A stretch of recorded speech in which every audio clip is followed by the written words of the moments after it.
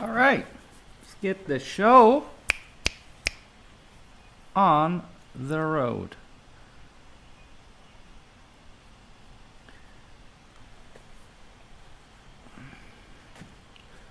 Okay.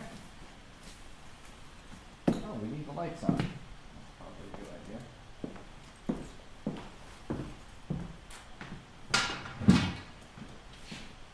Probably a good idea.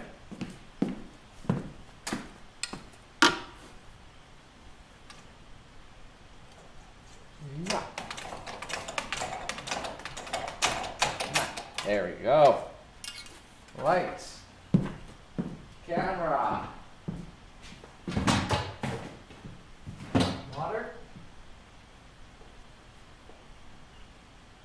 Maybe we'll wear a French beret today as well.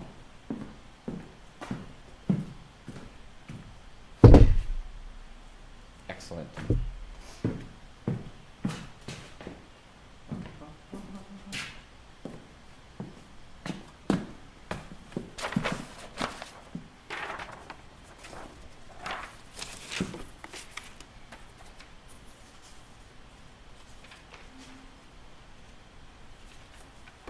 Test.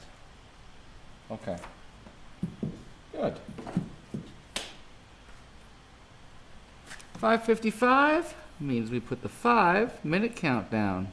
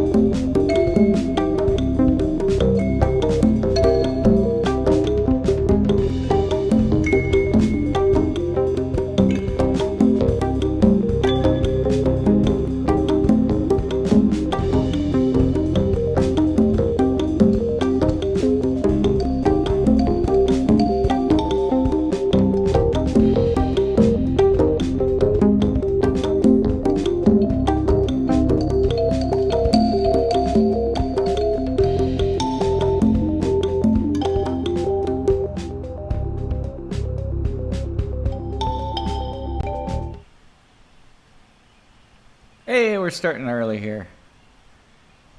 Sorry, interrupted the countdown. Trying to keep on time. Clock says 6 o'clock. So, thank you all for joining me already. It must be this guy here really interested you guys for drawing. There's going to be a lot of talking about Greg today. This is my neighbor Greg, and he was outside doing his gardening, getting the tan on, and I snapped these pictures, and he said, hey, draw me. Something about Greg you guys should know. Other than me, Greg has the largest collection of original Batistas. So I'm going to tilt down. This is your chance to see what I'm drawing from. I've also printed out a picture so that in the top-down shot, you can see what I'm drawing because I haven't shared the image. It's part of my personal collection. It's also pretty blurry, so we're going to have to invent some things. So let's get this hilarious show on the road. I thought, since this will be, well, hopefully I don't screw this piece up. This will be in Greg's collection. I thought I would draw directly on a panel today and hopefully get some paint on it as well. Since he's tanning, I feel like this has to be a color piece. Makes sense, right? Okay. We're in place.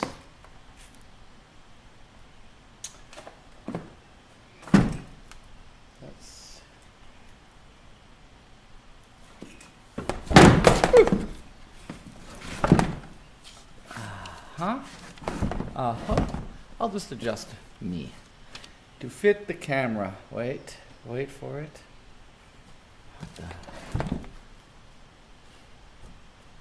Okay, we're set up. Hopefully y'all are out there and can hear me. These incriminating stories that I'm sure I'll be talking about Mr. G Money here. You guys might notice him in the chats. He is not only the person with the most collection of my artworks, other than myself, although they're on loan, he doesn't own them. He's got a house full of Batistas of all types and years, styles. But he'll finally own one. You'll also see that every week of this live stream, Greg has been commenting. So, actually, yeah, I'm not going to paint to the edges. Okay.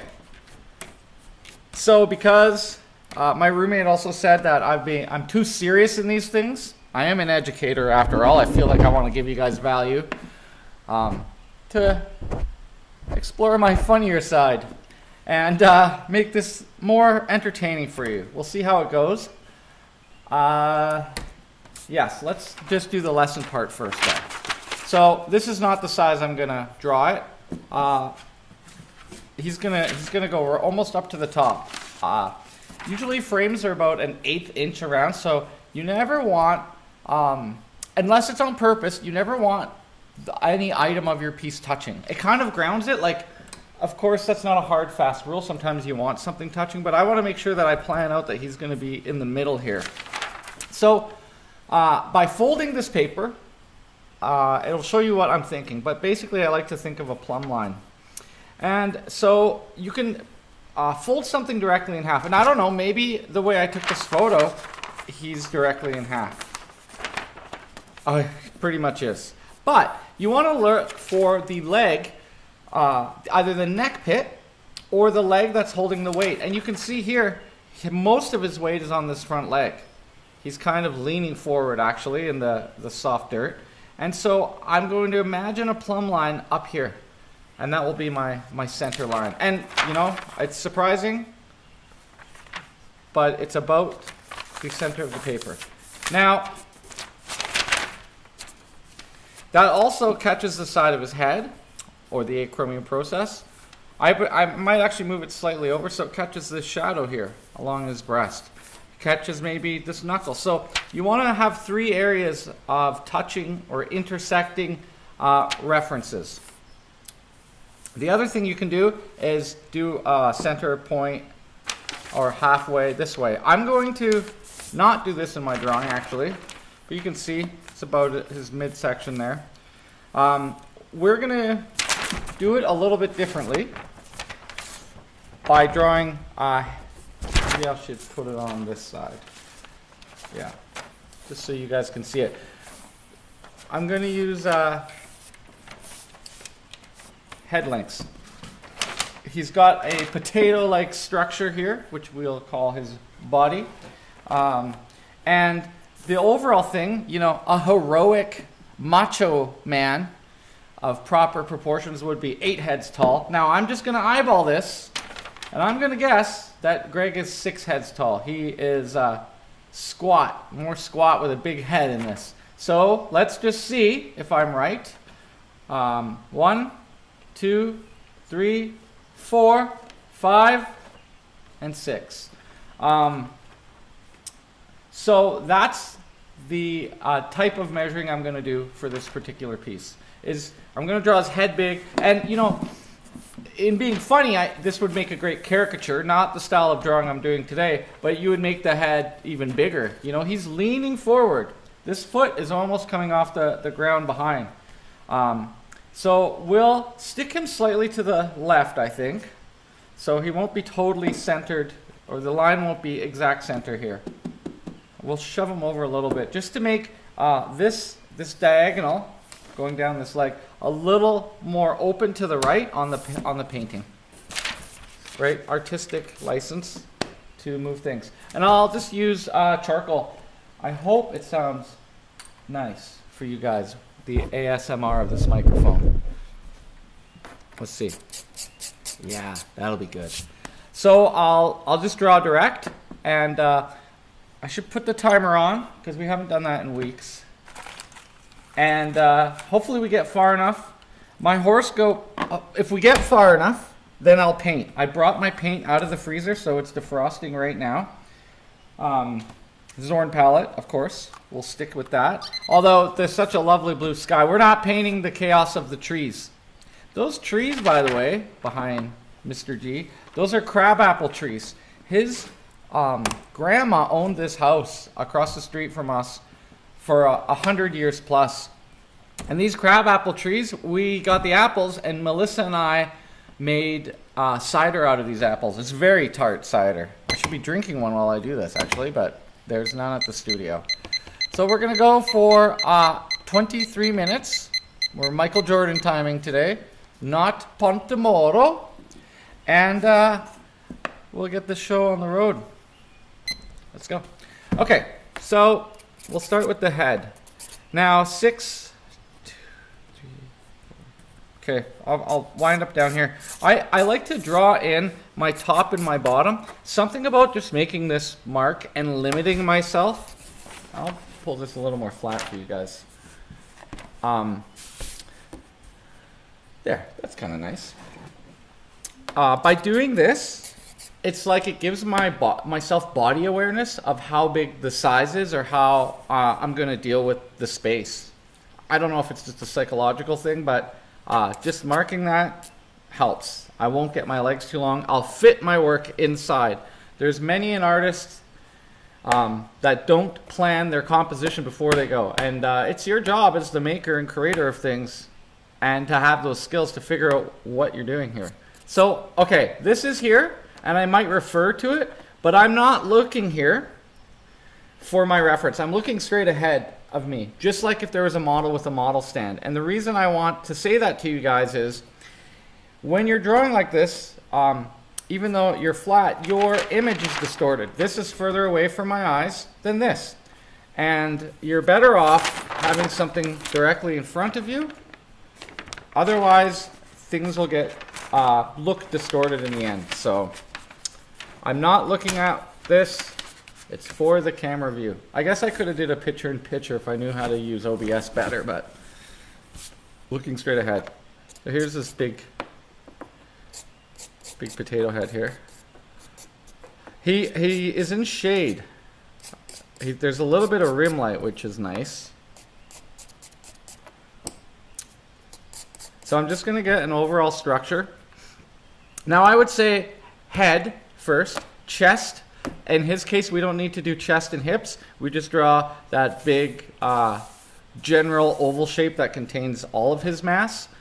Rather than break the structure down further, it's unnecessary. So if I take a measure of his chin to the top of his head, his entire body is 2 units of that. And that's where his belly winds up. So I can just draw a nice big oval. I guess I'll try to do this a little bit darker for you.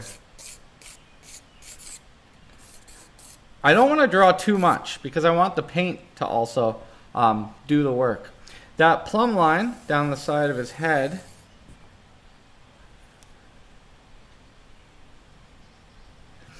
from that plumb line, his whole body and arm is 1 head length horizontal. Okay? I'm going to take it the other way.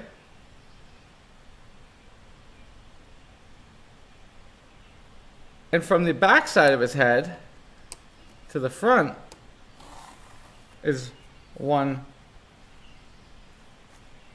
length. So I've got him pretty good there. 1 head length is usually where the nipples are, but he's got really perky boobs. So his are much higher. And I'm going to draw them across the body, showing the roundness of the form. If I do a straight line, I'll already start flattening things out. So I have lived with my roommate Ray for probably a decade. And across the street was a guy named Brian. Brian is Greg's uncle. And my roommate Ray was convinced that Brian and I had a secret club because we're both named Brian. Well, truth be known, all Brians are in a secret club. If you spelt Brian with an I, you're in the club. If you're spelt Brian with a Y, you're not. Because that's more like being like Ryan. And everyone knows those guys are jerks. So, got our cross for the eyes. His face, you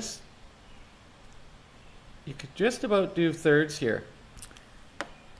Greg, who's a little older than me, still has all his hair, not a gray hair in sight, this guy. Good genes. Not the ones he's wearing in this picture. So, big shape. I started to get small and I realized, okay, I've got to lock him down. Get his foot down.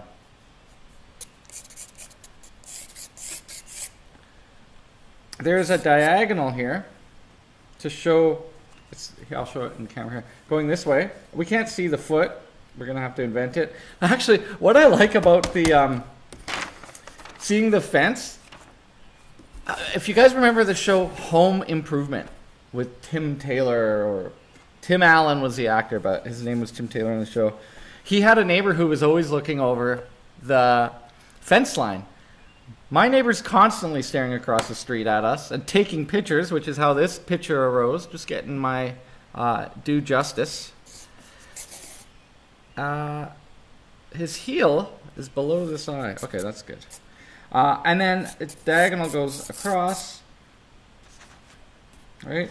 This diagonal. It's going to be his belly down there. And even if we look, halfway about,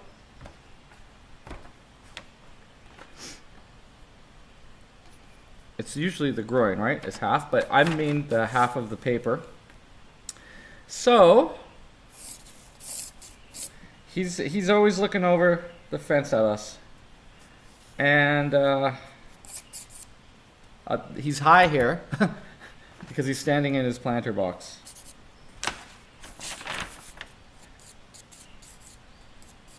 Anyways, I rarely take photos of Greg, but this was a perfect occasion. And also, we'll see what direction. I love the way that boot looks. Yes, back to my proper measuring. Back to my proper measuring.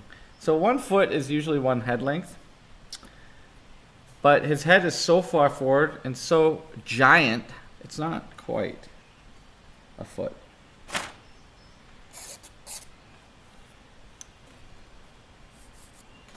Let's put where the arms are going to go.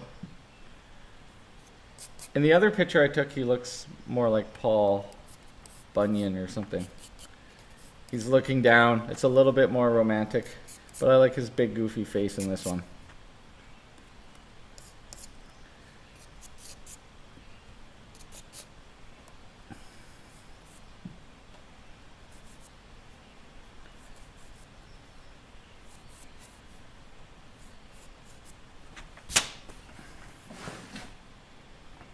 And we'll take this diagonal.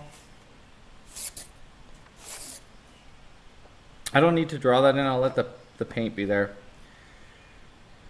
Okay. I'm going to try to get this all drawn in. 15 minutes left. Get off the French beret. It's too warm.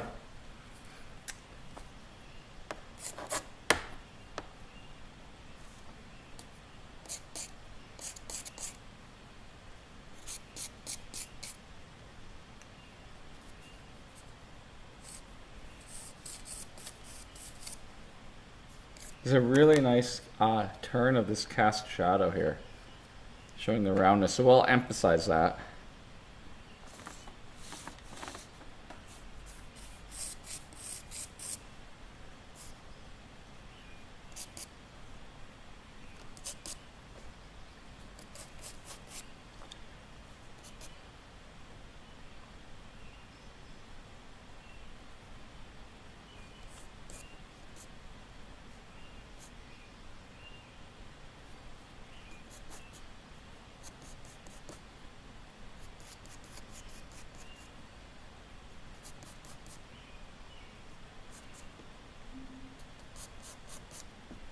That's the sound of concentration, guys.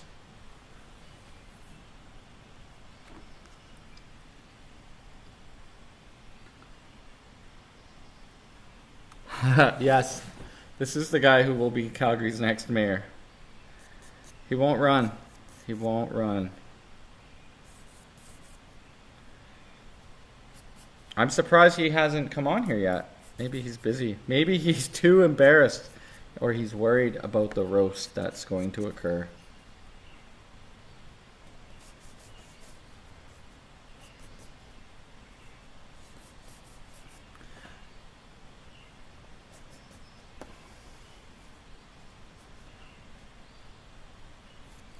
I'm waiting for you guys to get this lit up.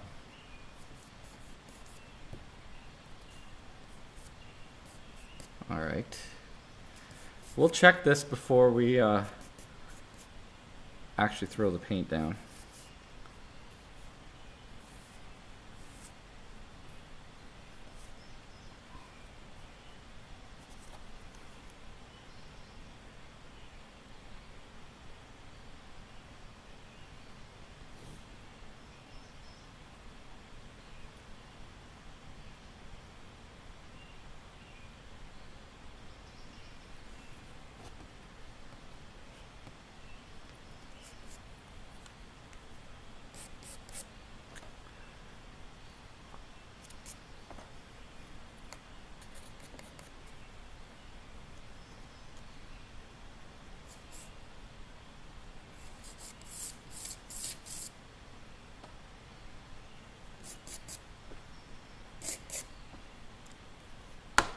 All right, let's draw in Greg's face. We've got 11 minutes here, so I'm gonna have a little Coca-Cola. I'm real tired today. It's hump day, and we had a really big heavy order of things come in today to the studio. It's a slightly hostile takeover of my space. Maybe it's more of like a not hostile takeover for the Waterton project. So there's stuff everywhere around me.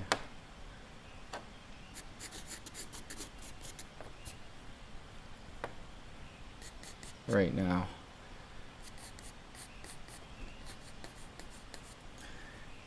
There's his chin.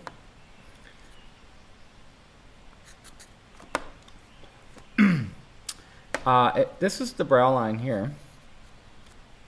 And the ears meet up to the top of the brow line. There's really not much there that I'll be painting, like one brush stroke.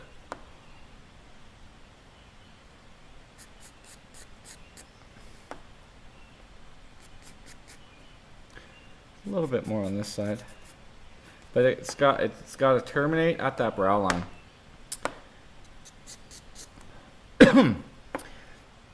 I guess the key with this piece is that it looks like Greg. It's gonna make $1 million today. So I'm gonna put a little more time into the face.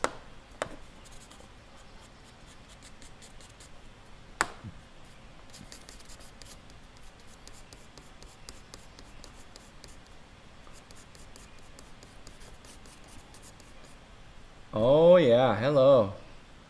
It goes, guys. I'm feeling calm right now.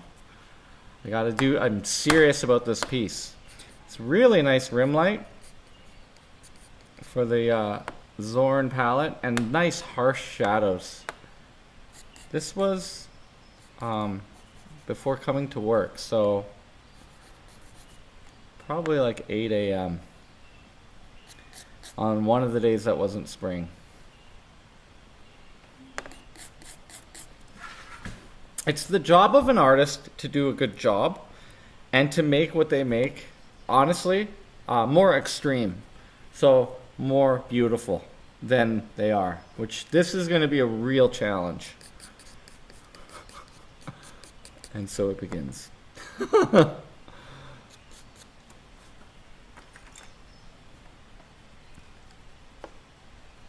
When Greg took over Brian's house, he did tons of renovations. I think it seems like the oldest house in the neighborhood, really.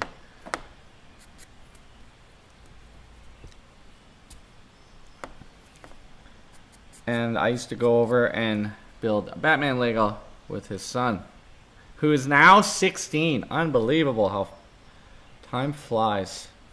I told him on his birthday, I said, ask your old man for the keys to the Mustang.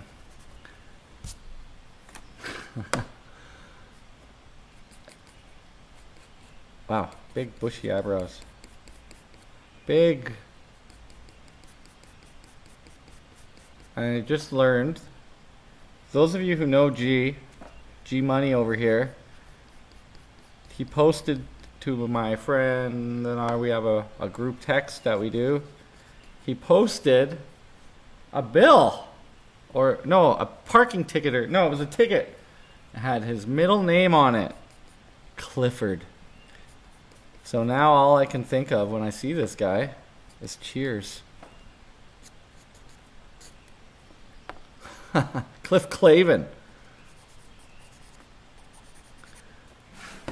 So when drawing the eyes, it's good to, I like to draw a line through. That's where the fold of the glabella is as well. But for years I had the problem of one eye always being higher than the other. In fact, all the eyes were too high. But now that I do this kind of curved line trick across, helps me find that pupil. For the face here, like he's backlit, right? So it's going to be very, very dark.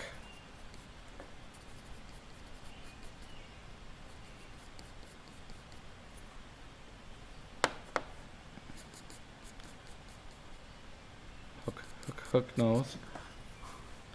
And just testing here the forehead thirds. 1, 2, that'll give me where the nose is.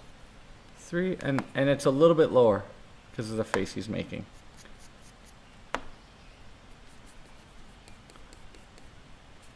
Wow, I haven't done like a portrait in a while.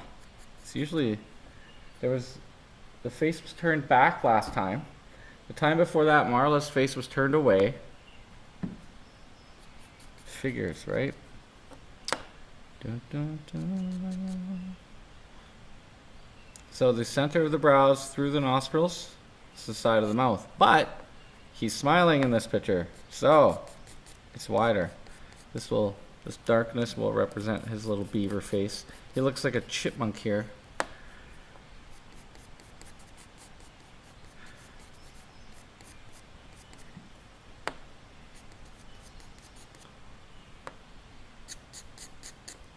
He looks like a 50s guy in my version so far.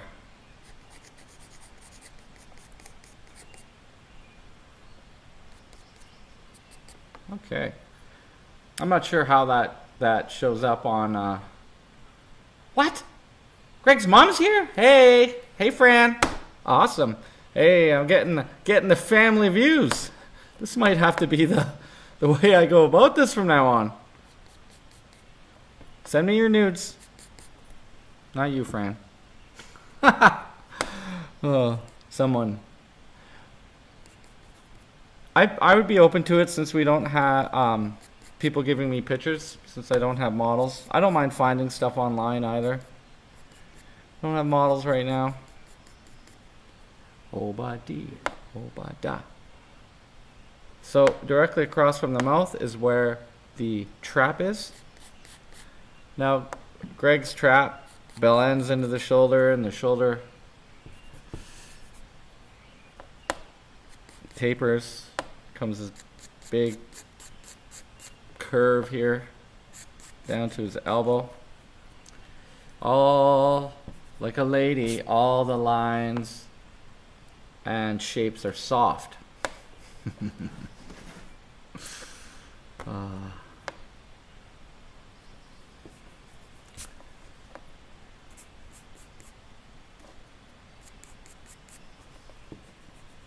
This will be the before picture.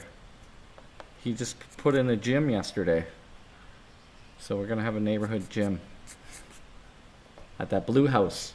I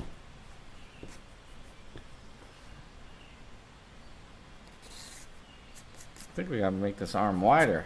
Just checking. The arm width is equal to the chin to the eyes. Oh, Bonnie. It feels wrong, but I'm going to go with my measurement. Sometimes, too, in this part of the construction, it's just like, you got to trust it. Oh, man. Oh, man. Hope I don't find my tires flat tomorrow morning. Oh, man. What did I get myself into? It's going to be hard to make this look good. Okay. I thought it'd be easier to do this roast, but without the shovel in the hands, my drawing is looking lewd. You're right, Harry. But you know him. This is right on point. Oh my God. Directly below the nose, the nipple. Now, when I take a measure from the top of his head to his chin, his nipple is higher up. It's just the lean of the body. We can't always use those rules. Gotta drop it further. Yes, I'm measuring. I want to screw this up. The nipple's going to go right about there.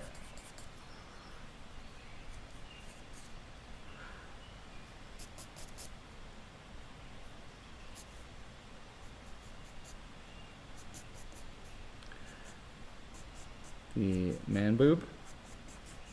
Nice curved, soft lines.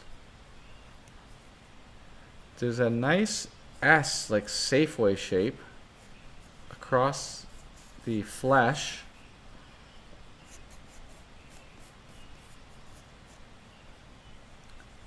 Up past the armpit and attaches to that shadow. So that's going to be very bright value. All right, 45 seconds. We're doing all right. I have the lay-in. Now I'm just starting to do some of the line, the bedbug line, the terminator of what is light and what is shadow. But we're going to beep here in about 30 seconds. And I'm going to take a 7-minute break. Because that's what's queued up in the line here. So you guys will see some animation and some, here's some sounds. We'll go with stars first. And we'll continue the drawing, and then we'll spray fix and all that jazz. Okay, you hear that? You know what that means?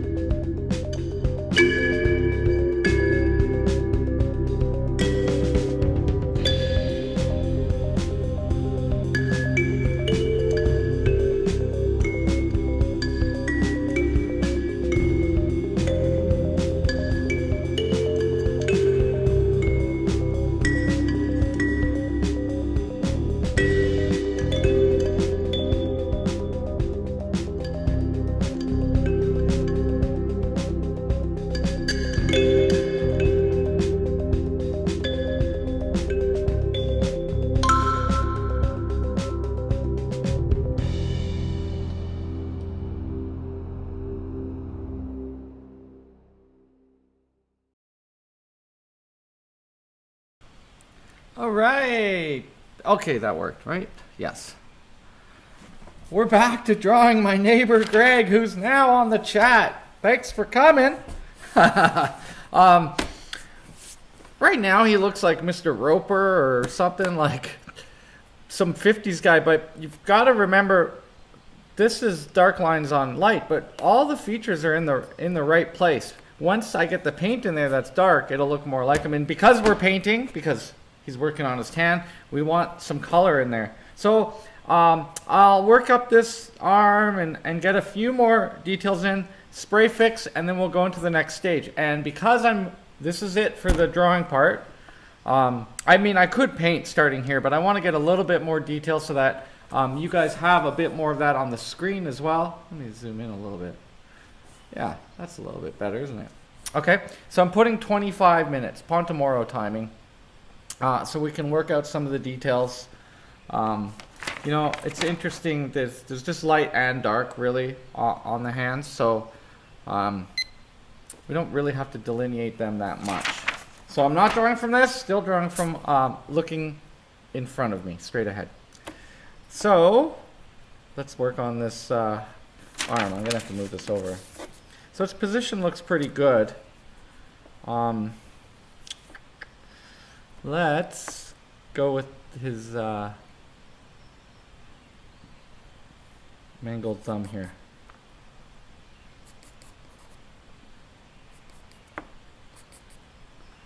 Okay.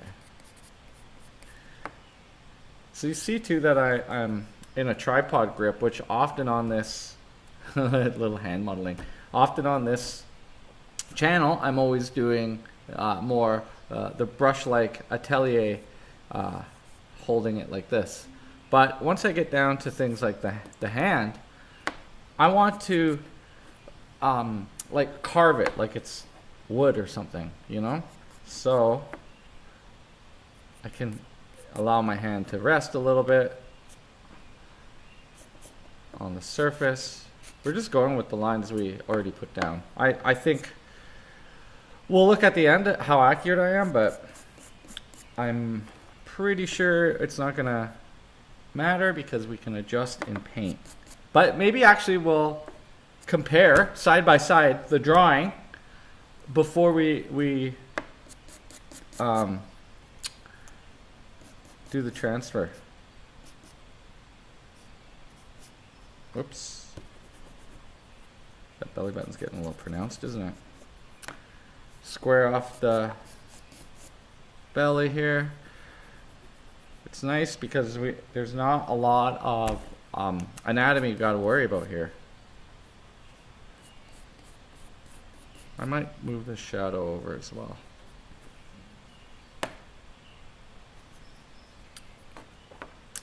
I've got my head a little more tilted than his is. In actuality, just gives it a little more pizzazz, a little bit. Deltoid.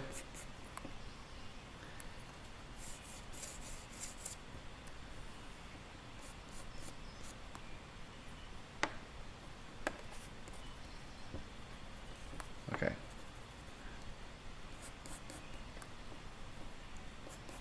A little chimp boob poking up. Property manager, who are you? Thanks for joining. Trying to figure out, you know, how to make this YouTube thing work a little bit better. I don't know what you guys would like to see. Those of you who are already loyal to my little drawing station here won't mind things changing, but my roommate Ray called me and said that I'm a funny guy and I'm too serious in these things. And I thought, since Greg wanted me to draw him anyways, that this might be a good opportunity to roast the guy. But now that I'm sitting here alone by myself and I can't see the reactions, and I don't want to put anything on the internet that could be taken the wrong way. This woke society, could say one thing and he's fat shaming. You know, it's touchy out there these days. But I want you to be entertained and be interested as well. So, yeah, this is the box of the hand. Across the knuckles. I can do where the separation of light and dark is, so I'm not drawing the fingers themselves. I find that that's a huge mistake.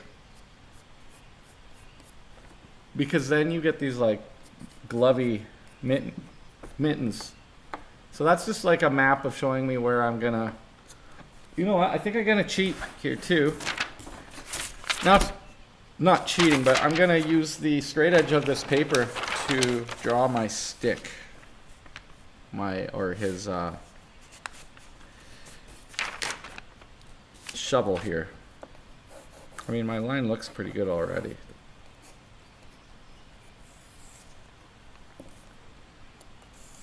Maybe we'll shorten it too. It gets wider at the bottom, so I can taper it a little bit.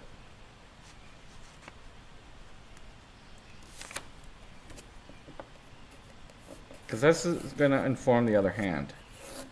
The other hand has to be holding. And I think it was a little bit too far back. There we go. So there's our shovel. Now, hopefully it looks a little less lewd. Oh man. So directly below the belly button.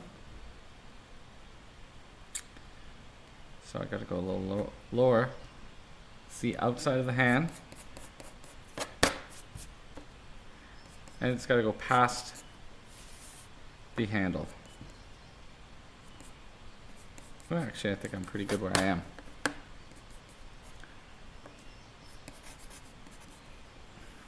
Let's just...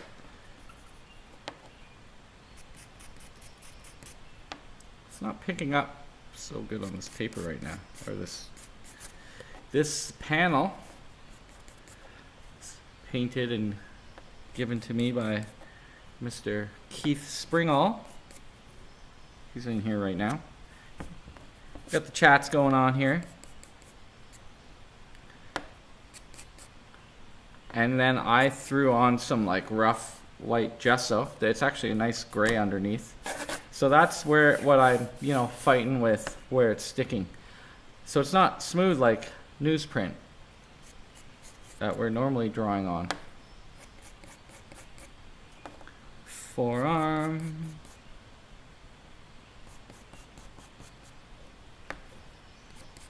Okay, let's get the shadow work in. Shadow work. From his belly button, there's a shadow from either his arm or the shovel actually, pointing towards his belly button. Here, I guess I can show on this.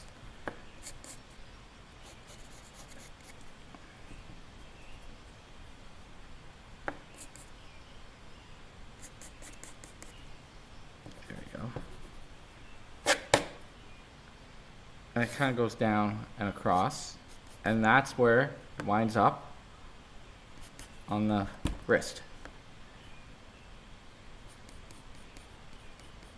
Okay, something like that.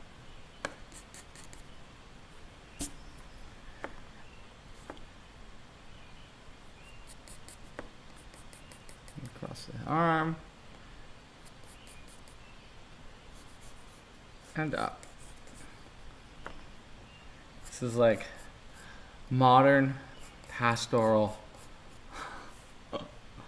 painting here.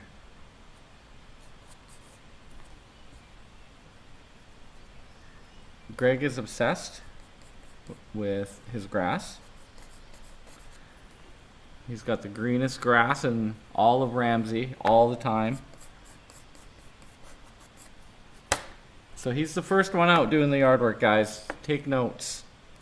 Time. Like the ground squirrel, Greg says it's spring.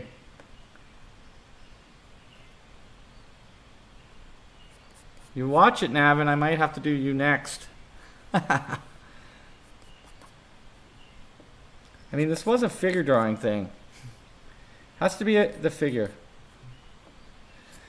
But, you know, I might do some other days where I do other types of drawing. I really like that hand shape.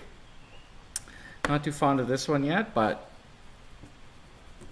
it's enough. 15 more minutes.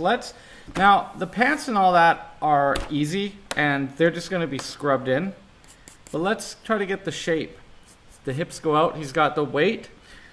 Here, this point is the trochanter. The weight is on the back leg, which is why it's tapering.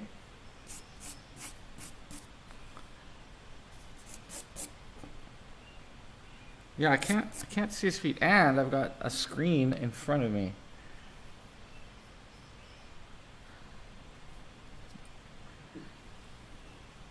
It's got tiny little feet. I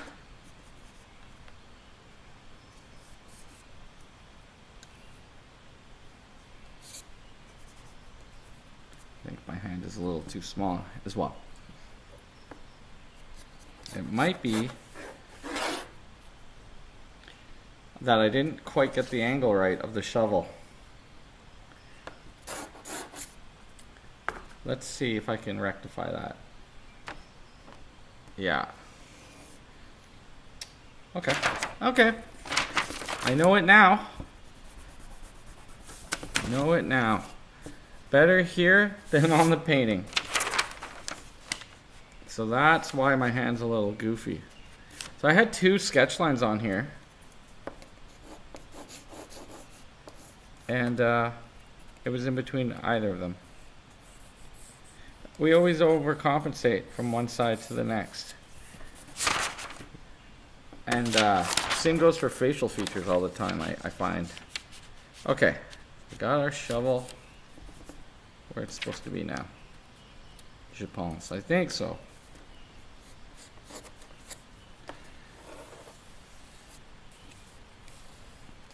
Then we get into color. Okay, I had said that that structure of the leg, straight down here, there we go. The other leg I have going out at a diagonal. So from here, actually his belly has to be behind the shovel. So they're almost touching. There's a gap there. Now, in a perfect world, be this easy to lose weight. You just trim it back like that. But I think I should move the shovel further over so that I don't lose his actual shape. It can be done. Move the shovel further over. Probably should have put that in there first.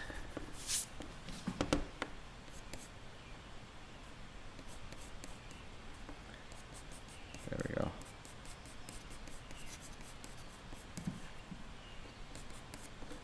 There we go. Shovel. He has it turned, and I can't see it. I'm going to check the other pictures, because I think it'd be nice to be able to draw that spade. And actually, maybe the bed behind him. That slight diagonal, which is different than the diagonal of the feet, makes it sit a little bit more dynamically. I was going to do Zorn palette, but maybe I'll actually have to add blue, because I like the sky, and it's a spring. There we go. So that foot's in the wrong place. Spring painting, right?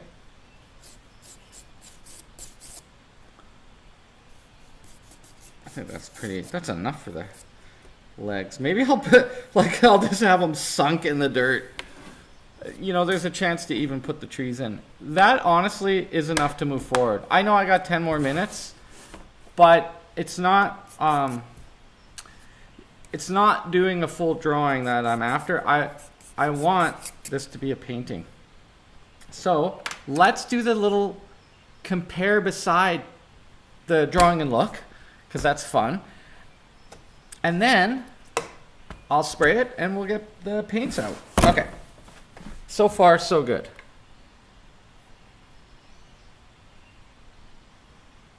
Father and son drawing, huh? You guys, come on, making requests now, huh? Ooh, all right, I'll tilt up and then let's have a look at my plan for the pastoral man. Whoop. Oh, that was easy. Okay, so there's the delay of the YouTube. Let's look how I did. Just looking for a clip. Otherwise, I gotta Vanna White this. Vanna White it is. Vanna White it is. Guys who are still there, here we go. My arm might be a little short actually, so if I, do one of these. Pretty close to the size of the screen. Now, I don't know what it is that's not on purpose. Probably because I do work site size. I've trained it long enough, or in the past I did it that way. So, like, let's see. Pretty close relationship. This guy is too big to fit on this panel, but he's a little bit smaller. So I think that's enough, right? Like you see the mapping. I think we're gonna switch over to paint now. And in order to do that, I don't want to get paint on my drawing board, so I'll get a different panel. We still got 9 minutes on the timer here. So, rather than do this at the break, I'll just do it right now.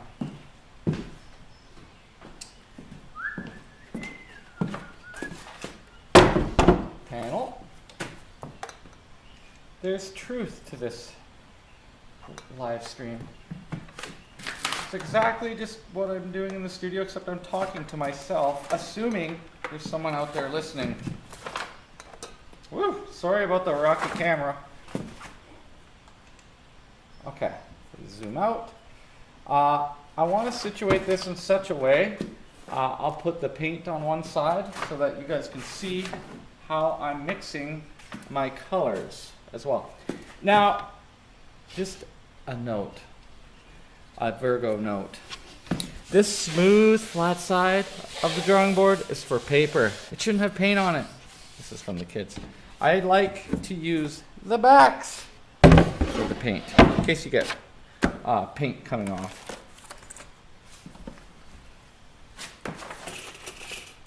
Yes, too. This isn't the comedy show I thought it was going to be. Taking this very seriously. But man, do I ever have stories. This year, he's borrowing a smoker from Harry. It's nice. The neighborhood smells good. But when I first met Greg and was hanging out over there, they do this stampede party every year, which when it was Brian's house, we never got invited to. But as soon as Greg moved in, it turned into a block party. And I made chili one year, like a $200 chili. It's pretty fun. Okay, and let's see if we've got any colors from last week. Smells good. Smells oily. Now, Greg is much more warm, and last week's palette was really cool and blue. So I'm gonna have to scrape some off and make a warm source here. So even though it's Zorn palette still, a lot of this I don't think can be used. Not in this piece. I've got my hairspray, and I'm just gonna lock down this line a little bit. You'll see it gets darker when I do that too. You can use actual fixative, and this step is not necessary. This probably makes it not archival too, but I could paint the line on top, and that would act as the glue to stick down the charcoal. I'm painting a lot with these colors. Charcoal essentially is what's in black paint, so I mean it's not really gonna hurt you to keep it in there. Now, oh, I'm wearing nice clothes today, so I need an apron. Let's tilt this a little more. That's the action part. Action camera. Pull this a little bit closer. So I'll do a side story while I'm preparing things. Does that help? Yeah, that looks pretty good. I'm not going to use the timer anymore because we're painting, but I want to put an apron on. This is the only pair of pants I don't have paint on. That isn't the suit. Another interesting thing, guys, this is not Greg related. Last night was a supermoon. What that means is the moon's, it was a full moon, but its distance in its elliptical orbit brought it closer. So it looks, 7% larger. In Scorpio. So it's supposed to be a powerful moon. Well, I had an amazing and interesting night where two past loves, both Pisces women, contacted me out of the blue. And it was lovely. It reminded me of why I feel so lucky to have so many wonderful people in my life, and also Greg. But I honestly, two people I haven't talked to in 5 years each or so, and then that conjunction, I have to say that I feel like that's not a coincidence. I do believe in magic, and that was pretty magical. So, oh, you know what? Oh, this is breaking my heart right now. This paint is so soft out of the freezer. It's wonderful. However, it's got to go. So, you see, it's very fulfilling to do this part of the cleanup. So in a class, or as you've seen in other live streams, I'm a lot more prepared. It's not that I'm getting lazy. It's like, I kind of feel it's more sincere. You just see all the process, all the mistakes, except for the little break, because I'm going to the bathroom or getting something to eat. That's why I have those little animations. But other than that, it's like kind of like a day in the life here. Oh look, abstract art.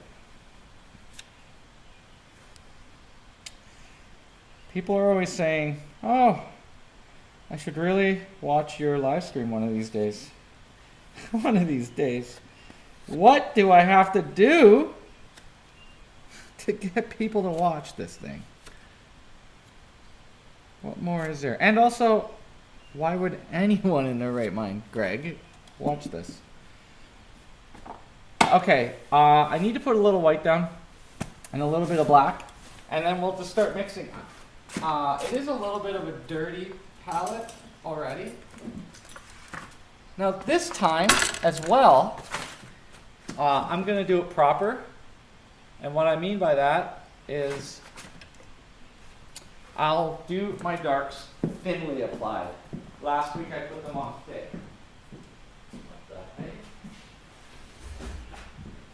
What the hey?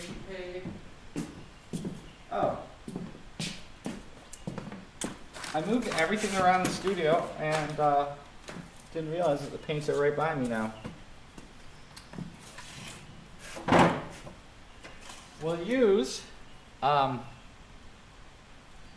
some liquid, which is a speed dryer, because I intend on bringing this painting home if it doesn't totally suck. Yellow ochre, red, black, and white. Just the four colors.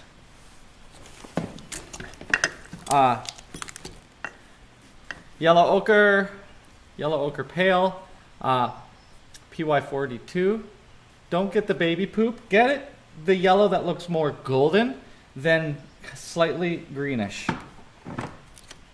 Cadmium red, light or vermilion.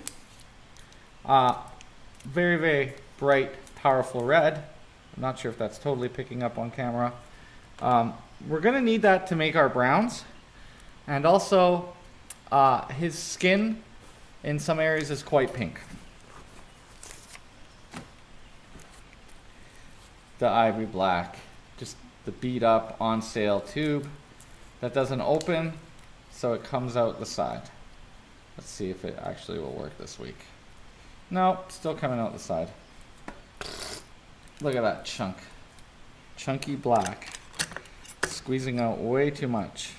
It's like tar. Ay, ay, ay. We're almost done that black. It can be messy. Messy when you're cheap and don't take care of things. Okay, and finally, my secret technique, titanium white, W. Oh, it's not all coming out. Make a shape or make separate piles so that you don't get color in your white. That's especially beginner painters. Or painters who haven't had training or pointed out simple things that they can do better or fix. And I would say that is keeping your colors on the palette clean. I got a little saying in the studio. After I use my palette knife and whatnot, I wipe it and I say, keep it clean in between. And that means the colors won't get as muddy. Now, as you get better as a painter, you want muddy colors. You want to neutralize things. So not everything has to be as bright as a Doritos chip bag, right? Okay. So I did spray it down. So the first color I'm going to make is like the dirt color, burnt umber, which would be black. I can use the dirty red here because it's going to be added to black. Now black and red, if you think of it this way, black is blue. And so red is warming up the blue, but red and blue make purple. So to make the brown less purpley, and what neutralizes it is its opposite color. And its opposite color is, that's right, yellow. So we use yellow here. So for now, that's a greenish, grayish color. Too much yellow, so I need to put in more red. Now this red is not as high quality as that yellow. So its tinting strength, although a red that's high chroma has more tinting strength than yellow ochre, it doesn't in this case, because this has less actual pigment particles in it. So I'm going to need quite a bit of this. So we're almost there. Warming it up. Sure. So we got black for his pants. Black plus white will be the highlight on the pants. And his pants look a little bit more magenta. So I'll add some of the red in there. Now the shadow color of his skin is very red. I'm going to need some more red. So when I see a color, I ask myself a couple things. So the most important thing, obviously, is the value. And the value is shifting all the time when you're adding and subtracting paint to the pile. So we should make the colors the purest they can be first, and then shade them or tint them black or white, essentially. Yes, I thought this was going to be a comedic painting, but I'm still in a serious mood. But when I make the color, I think of what's the first color that you see? Well, I see the redness. Okay, so I go with the red, And then I'm like, yeah, but it's red shifting towards orange. So I add my yellow. It kind of will look like a burnt penny. Now, you can depart from here by using some of this in your lights and then some in your darks. That's your like halfway point. And then for my dark, I need to add some of that dark. And I get a color, yeah, I'm almost there. I get a color that will work as the shadow color of the skin. Every object or thing that you're painting has the color in the light and a color in the dark. So an orange, this would work for an orange actually. Colors in the light, colors in the dark. We also have the effect of cool and warm. And in this case, I'm going to say that the light is cool and titanium white acts cool, and the shadows are warm. So you can see that the shadow is a nice kind of caramely color. I'm squinting my eyes and just checking it. I am not going for the exact coloration. I'm actually going to intensify what I see to make it more dramatic. So just checking its value. So I say, is it warm, is it cool? What hue is it first, right? I said red, then yellow. So I'm getting the color right, which more importantly we in arts call the hue. And then I adjust its light and dark value, light and dark. That's kind of this diagonal that goes across on my palette. And like, you don't have to follow this method. I'm a very analytical artist. I like things to be literal as well. That's just me. Don't split hairs over it. Now, this is too warm, so I need to cool it off. So black will cool it off. There's also black in there. So this is the light one. The other thing about light, the light side, is yeah, you have this pure color, but you know that you're going to add white. So you have to compensate for that. So when I add white, I put white beside. I never add white into my mix. I always add my mix into white. Guys, that alone is going to save you a lot of money. And then I check it out, and it is perfect. I'm really happy with that. It's kind of pinkish, but a little bit warm. So that's going to be the highlights and nuances in between. So that's it for this painting. That's all I have to make. And you see it's kept tidy. It will spread out as I start painting, but we can dip into the red along some of the edges. So we're going to paint dark to light. And I'm just going to use one brush for each. I'm going to pick this one up. Catalyst by Princeton. It's a filbert. Actually, I don't want to use a filbert. I want to use a flat today. And it's much bigger, and I'm going to just whip and smack. Ha ha ha! For sure. For sure. Whip and spanker. Whip and ship and whimper. Whimper and shrimper. Okay.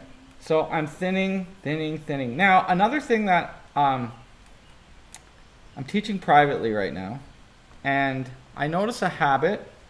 I'm just going to neutralize this with a little yellow. Just put it on the green side a little bit. Sorry. That's actually nice right there. So I'm loading the brush, flipping it over, getting it in there. I'm going to draw a little bit. I'm going to use the edge. But I have students and they're putting their mediums into their paints. Now, if I put this speed dry medium in my paint, or even in this tin with the lid on, it's off gassing, I can put the paints in the freezer, and guess what? They're going to dry out because a chemical chemical reaction is taking place. So you always dip your brush into the medium and then pick up your color. You don't ever put it into the paint itself. Just a little note there. Now this black is very dark, and just moving quick, I want the pants to be a little bit painterly.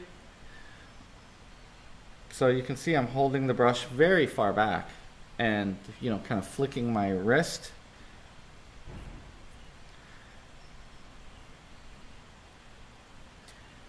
And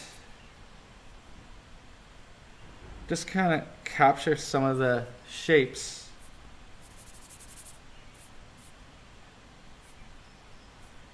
Like so.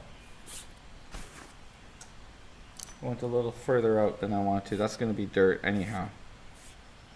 So we'll just scrape it. And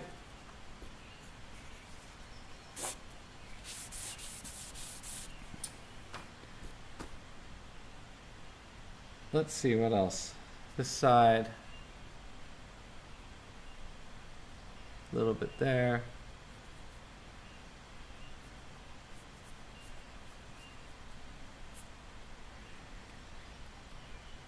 Make sure you like what you're doing. Should be fun, you know, just kind of dancing around. I had all these things I was going to say in my head. I'm not saying any of them. I can't see his foot in my, you guys are on the screen there, so we'll just make it up. Good enough. His hair is not true black. And another common thing that I see when people are painting is that they know something is this color. Like, I know his hair is a certain color of brown, but they disregard the fact of how the light is reacting, and they paint it how they see it. And I see this a lot when so I'm just putting that a little bit of brown in the black. He's on the shadow side. I had some client work and they're like, but his eyes are blue. Anyways, the painting was of a guy inside with light overhead, and this guy has very, very bright blue eyes.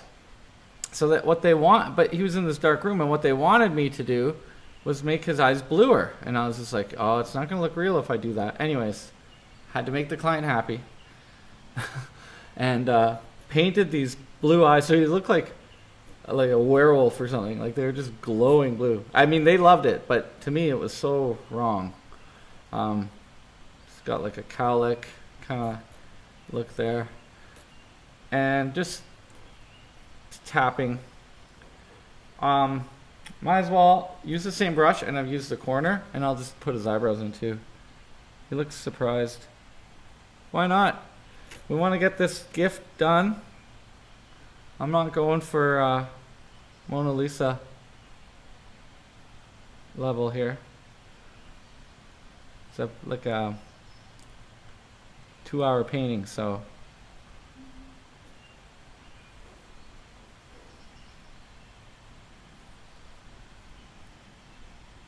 indicate the eye. Whoops.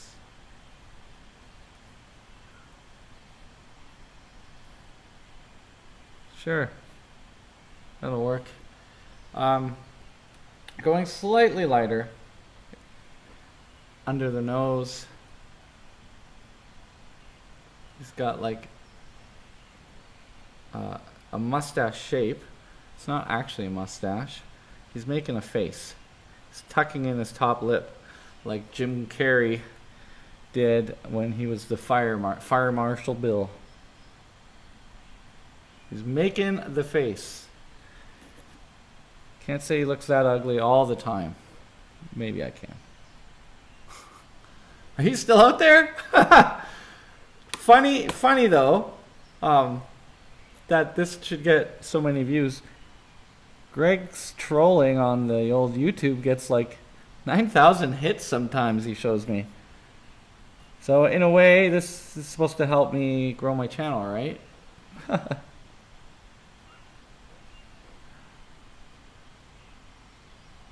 You look, this looks like Stalin. Hilarious. A little bit along the sides.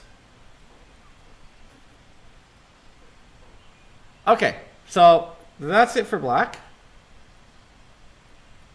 Maybe I'll pull this up a little bit. Now it's not super thin. Like it's a little bit see-through in some places. But I do want my shadows to be thinner, I think. So I'm gonna use this speed dry medium. Liquid. If I can get the lid off, it's childproof. And I'm childish. Okay. Yeah, we might do like a nice blue background, maybe some grass.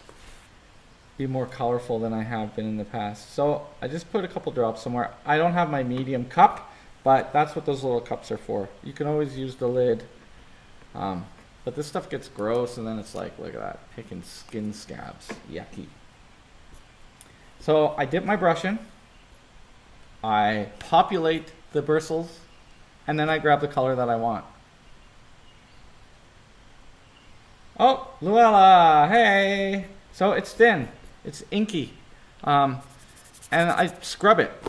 I don't mind seeing these lines. Now in classical oil painting, I would smooth those out by putting another layer on top, but I want that effect today.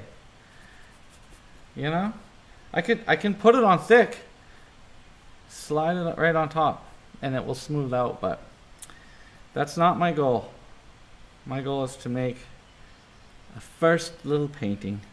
This guy, Greg, helped me move my, when I first opened up the studio, my giant, I bought this Milwaukee storage table, and it was freaking heavy. My roommate and he and I moved that thing in here. So, a good neighbor if my battery on my car dies, which happens more often than I'd like to admit.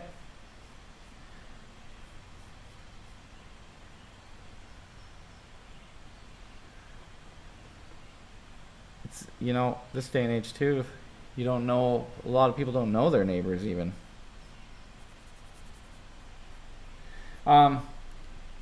There's more color nuances in the face. So I'm just going to do little patches of color, kind of daubed in here and there, just so I can have more variety, the side of the cheek. So these will kind of describe some of the planes of the face.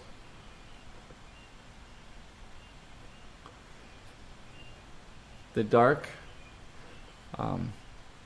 around the eyes here, that's enough there. And then closer to the facial hair. It gets a little bit pinker on the chin as well. So just like mapping it out a little bit. Okay, what about these shadows? Hard edge. Up here, soft edge, so I can push towards it. Scrub it, scrub it, scrub it. So what's the cast, what's the core? There's actually a shadow from his Ipple. Actually, that's smart. I should use Pig Latin on this channel. Igpe Attenley. I remember being a kid, being a little brat, being like, Akfe uye aune lispe. Oh my god, I still know my Pig Latin. Along the edge. We're going to go a little bit pinker on the reflected light.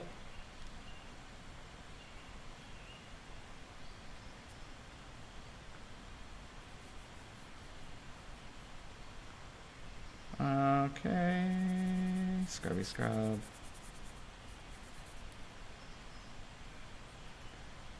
And maybe a little darker on the outside here.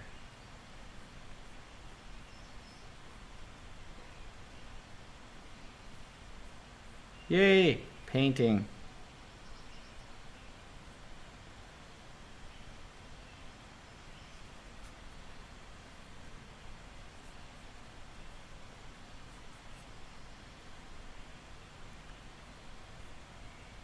Boop, boop, boop, boop. He really does look like a potato, doesn't he?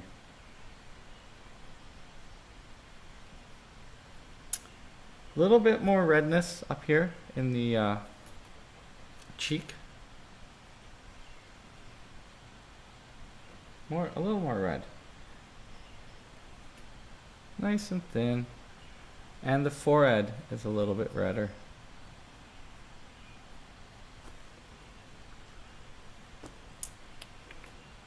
A little on the chin. So just building in now, just closing the circle. Here it's redder on his forearm.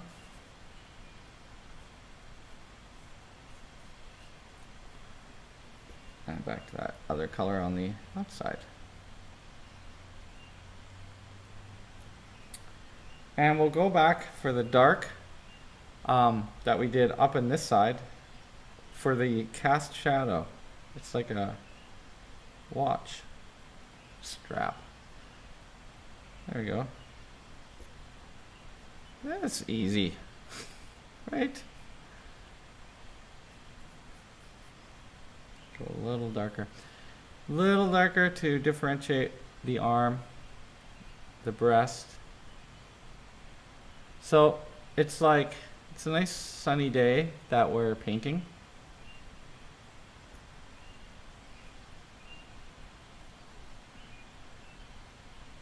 So we're getting lots of bounced light.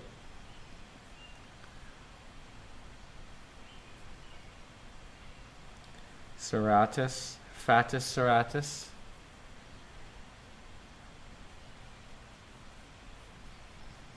Okay.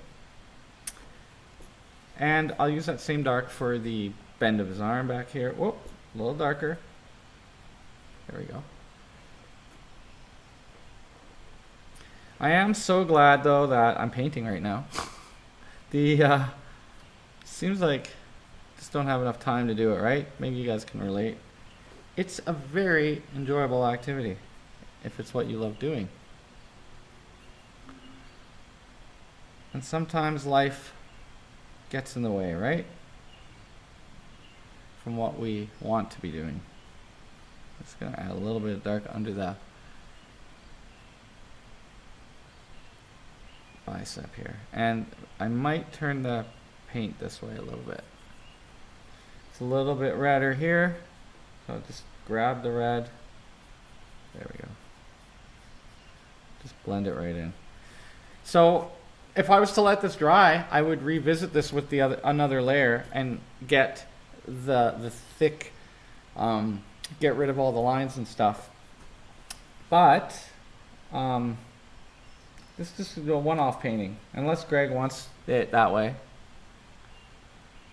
Okay, at the glabella, it's more yellow, and same as at the side of the head. But we're still trying to stay in that value of dark because otherwise the rim light won't be seen. And you know, I'm looking up at the screen. I don't know if it's the settings in the camera or just the light I have overhead, but it's looking pretty dark on your guys' version. So that is what it is. Now here, it's a little bit lighter shadow. Under the neck, it's yellower. So we're good. We're doing okay. It's bluish shadow over under the arm. Bluer. So get more black. Get more black. Black is blue in Zorn palette.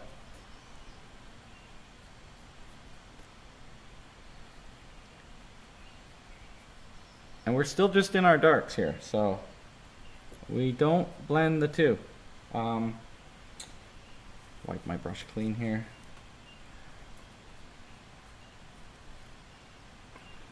This reflected light, I'm grabbing lots of red here in the forearm. It's very, very red. I'm squinting my eyes just to make sure that that reads as a dark. And on my screen, it most certainly does. My eyes, I'm not sure for you, but I'm trying to get a lot more color than there is in this painting. Reflected light, redder, And then a little bit more yellow along the edge.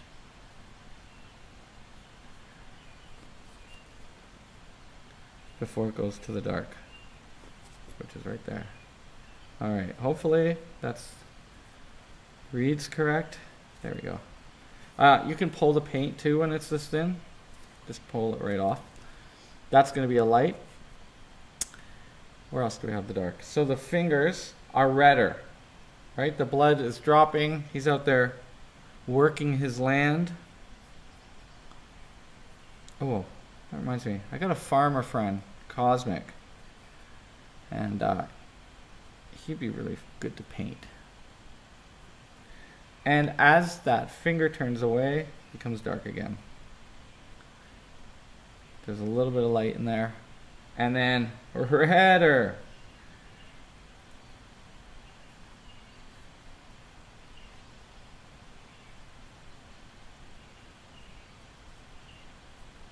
It looks like garbly right now, but that's okay.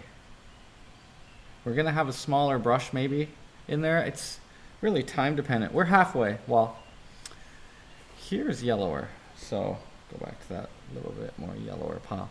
But the nipple is the pukey brown color. And maybe I just put puke and that color together because I'm just grossed out by his man nipple. Ew!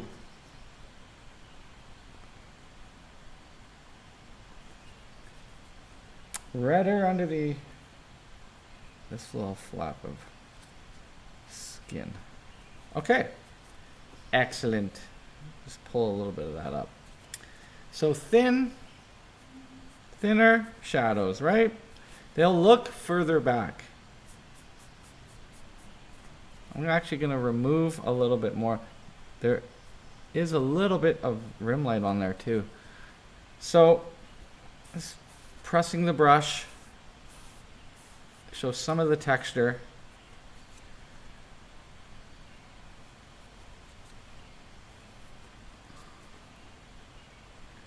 Maybe a little bit darker here. Help emphasize the turning of that form. Okay. And go back to our original dark under the arm. There's not much reflecting. It's the dirt or his black pants. So put the knuckles in. He's got a really rosy cheek here, so I need it redder. Redder. That's more like it. Redder.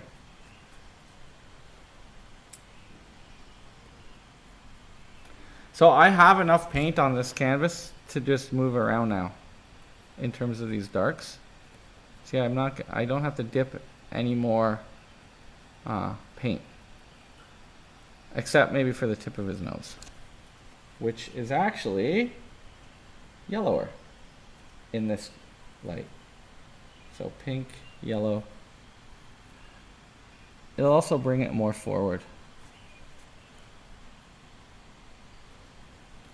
And then dark of the nostrils. The nasal labial fold. Is that right? Not using my terminology like I used to. This is really starting to look like him. Now his teeth in this light, I can't leave white. They also have to be quite yellow. So people are like, oh, but teeth are white. Well, no, they're not. Not in this light. He's backlit. So pretty happy with how his face has turned out so far. You can already see the effect of light. I'm going to darken this orbital further to emphasize that though. There we go. Darken that orbit. Maybe to match it, the other one too. All right. Let's put the belly button in while we still got the... And that's the shape of the brush. That's now the shape of his belly button. I'm just gonna pull the shadow, the cast shadow, in that direction. And then I'm gonna lift some of the paint out here, just to give some variation. Okay, we're happy. That's almost all the darks. There is another place for darks to live, and that is on the shovel. So that is bluer yellow, like cooled sand color. Which means, you see I have it there. I think I got it. Yep. Okay. After you do this for a while, it amazes you. Like, I'm always like, what? Like, first try? Okay. I guess that's why it's pleasurable, is it's challenging. And then sometimes, you know, you got your happy accent, so it's ever shifting. But also, you can just be like, yeah, nailed it. And it's just a colored line, but you know, it's the simple things make me happy. Simple things and simple people like this guy. Greg always gives me his leftovers. Well, he used to a lot more. This guy supports the arts. Points for you, my friend. Neighbor Greg running for mayor. Ooh, talking about my chili. I like it, guys. I like it. Yeah, my chili. Greg paid for that, every ingredient. I said, Greg, I want to make the best chili ever. And it was $200. Because when I make chili, I use beef jerky. Because beef jerky has like that 10 times the intensity. And you got to think, if you know, you're in the Wild West, you would have dried meat with you, right? You wouldn't have fresh, most likely, right? So that puts a lot of flavor into it. Okay. Wow. There's a little shadow I missed under the breast, which is a little bit lighter, and it's coming from his thoracic arch. Just the fold right there. Almost forgot that a little bit. And this reddish brown of his oh, you know what? I'm sorry, guys. I should be doing this. Will that fit in the picture? I'll zoom out so that you can see these colors. I mean, it's not really doing it justice, but you can see that my painting and my color looks better than the print that I'm working from. I gotta learn to translate it. There's that red. Just gonna put a little bit more of it in. It's a painting, so we gotta put paint on there. Just amping up the red a little bit. There you go. At first, I didn't believe that that would work. Robert Liberace showed me how to use color like Soroya. And of course I took down it would be. Anyways, I'm not name dropping. I'm just saying, like, I didn't even know what I didn't know. And I was like, yeah, color, I got it. I went to art school. No. There's so much more. Okay, so just put the little, yeah. A little less reflected light as his head is casting the shadow. So a little less color in there. All right. I could play with this all day, but it's best we go into the lights now. Oh, no, wait. Yeah, the whole reason. Okay, so he's got this red, and I've got a dirty brush, but it's this red brown in the light behind his legs. So I'm just going to indicate it. Now, I'm leaving half this painting I want to give it to him tonight after the live stream. So I'm not going to paint all the way to the edge. And I'll let it be, you know, a living memory of this day. Okay. Just go like that. Painterly. And on the other side of it is near black.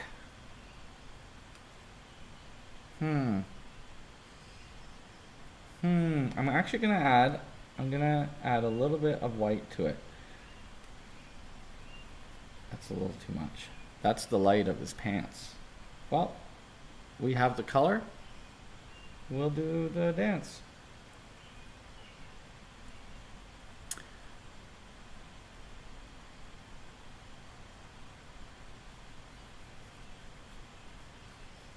So now my paint is much thicker.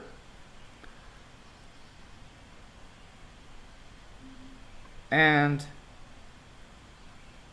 it will sit on top.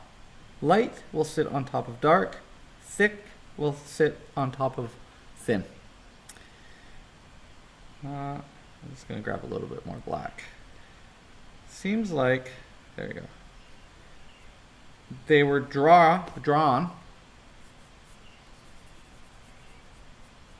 So they're not going to be as painterly as I would have liked. So things have changed already in this plan. It's a very loose plan.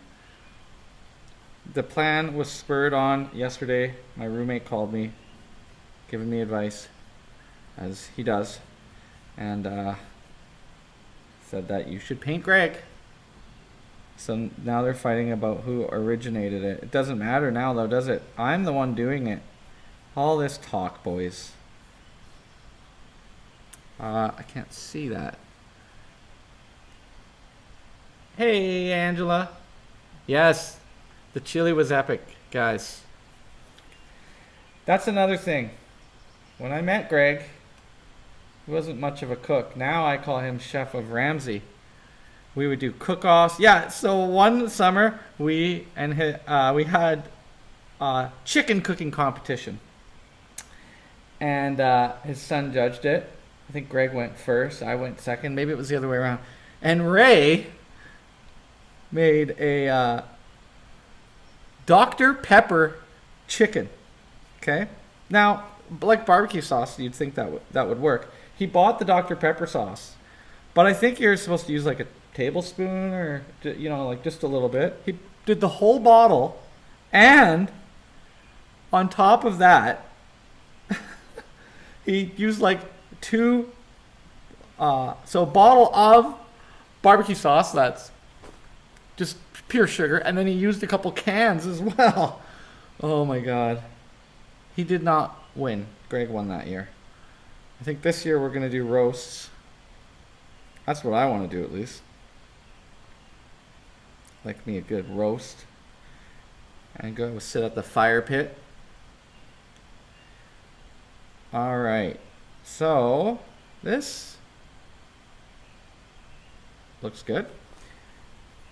Wait, what time is it? I gotta get moving! Because we want to do some small details as well. So let's go over into the same brush. I cleaned it out. Solvent. And let's get some of these pinks down. Little pinky, like a little piggy. Okay, I need a little bit more red in it. Gets quite pink as it turns. You want the most amount of color, chroma. Okay. We have an issue. There you go. More red. The turning of the form, so right before it goes to shadow. Yeah, there we go. Real pink. Like he's sunburning. And this forearm has a lot more pink in it. So. Now, my paint got a little thin there, so I'm off camera. I'm dabbing it on this little piece of paper towel. Sometimes I sit those on my lap, but it's the nice pants day. I didn't realize.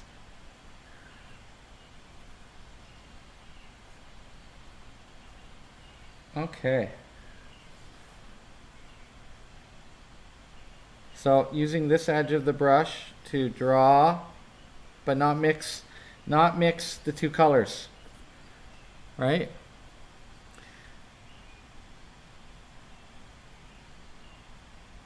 We'll have to probably, there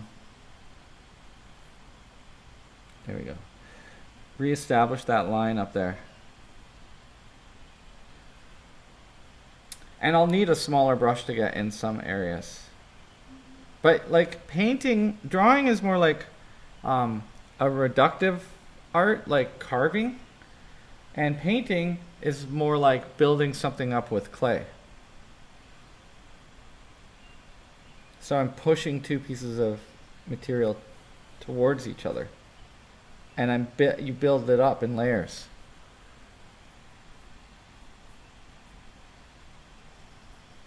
No need to argue about that. I'm right.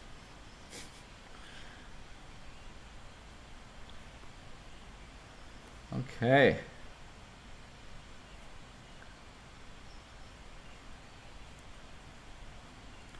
So I'm just gonna put it down all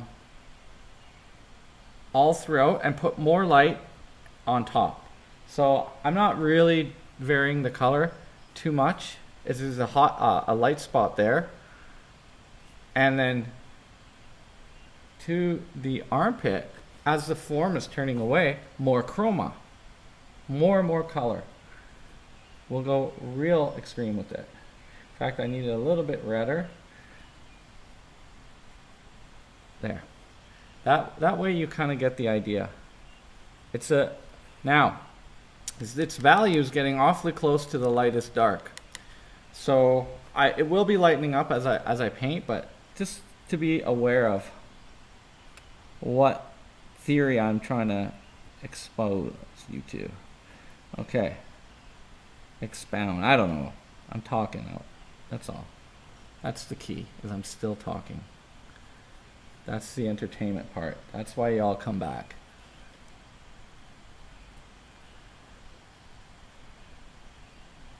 Always worried I'm going to say the wrong thing though. And forever it will be recorded. I think I just get nervous now because I had a past person in my life. Like, it felt like they were always trying to make me wrong, and they like would record my conversations and stuff. And so my trust really got damaged. I'm not going to lie. But, you know, with this day and age, people get destroyed on social media and stuff. And I'm putting this out. So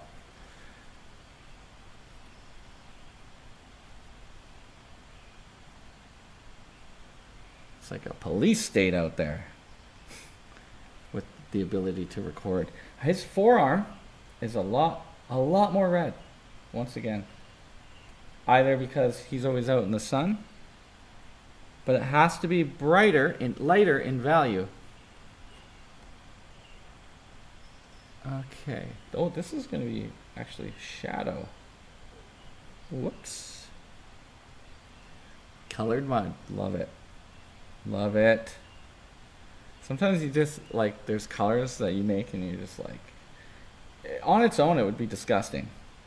But that kind of looks like a milkshake to me. Here's his hand. There are slight lights in there. You can use the back of the brush like that. I mean, it's really tough for you guys probably to see this, but it doesn't all have to be done the way that maybe you would think a painting is. And all the teaching that I was doing, I kind of got away from all of this. And it's, you know, one of the positives for me of this forcing me to change the ways I work is that my classes and rules, it was so structured because I was trying to deliver education in a certain way. Now I can go back to painting what I like. Painting how I like.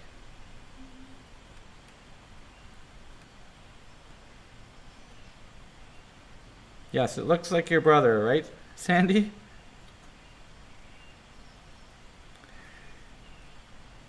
I saw my buddy Keith is going out there and doing plein air. I can't wait for plein air.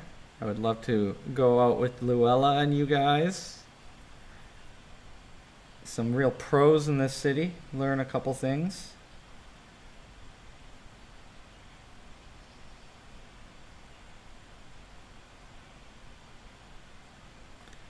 So the fingers down here are actually brighter, but I'll sit it on top.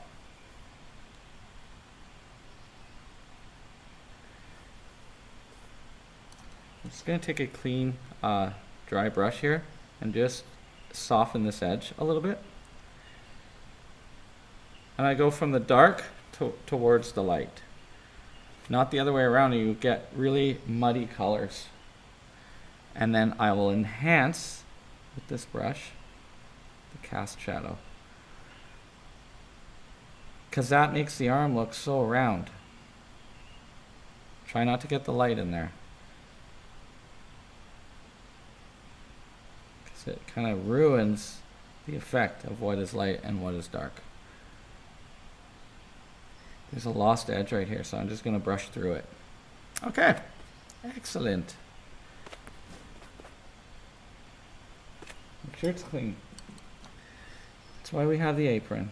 Just pull this out. There you go. Okay, so I need lighter lights now as we get closer to the source of light, closer to the sun, more white. So you see it's redder here. It's high chroma as it turns, and then it's going to get white, almost whiter and whiter as we go up. It's actually quite yellow on the side of his face. So maybe I'll start with that one. And I'll grab pure yellow and that flesh color. We'll put it in and see how it works. It's a little too yellow.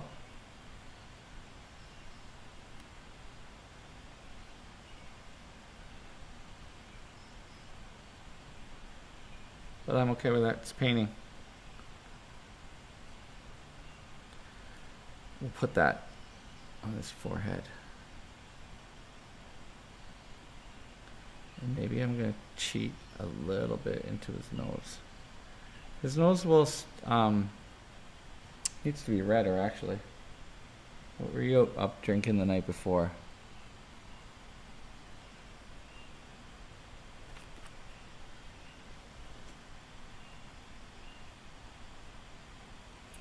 Okay. And there's no whites of the eyes. That is a terrible thing that they're called that, the whites of the eyes. Because they're never white. Because your eyes are set back in shadow. Okay, hopefully you guys are seeing the G-Man now. There he is. Little ew, nipple.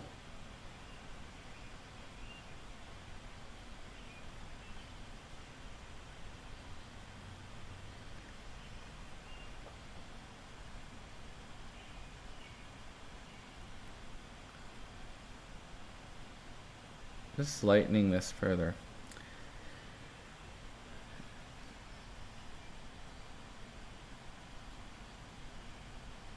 I think I will use blue and taper off my Zorn palette here for the background.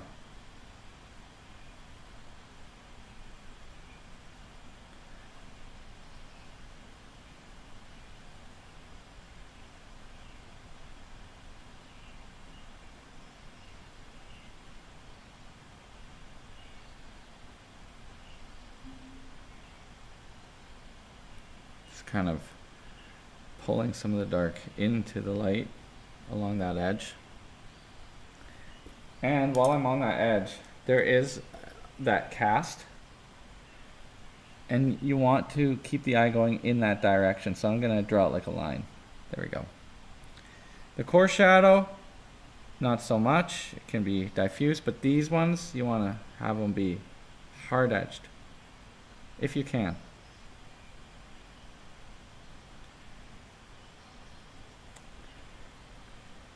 All right, I'm getting a glare here. A little bit more color along the side of the face, and more red in the ear.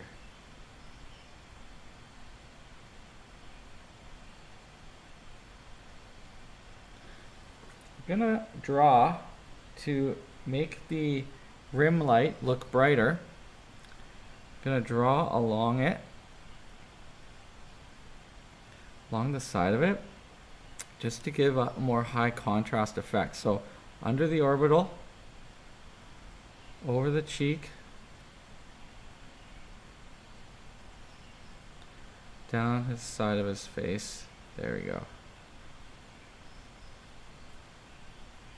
What's nice too about not having any background in here yet is I can put my finger on the piece and I'm not getting paint anywhere. So I'm doing some details now. Some chin hair, or the look of it, shadow in his mouth.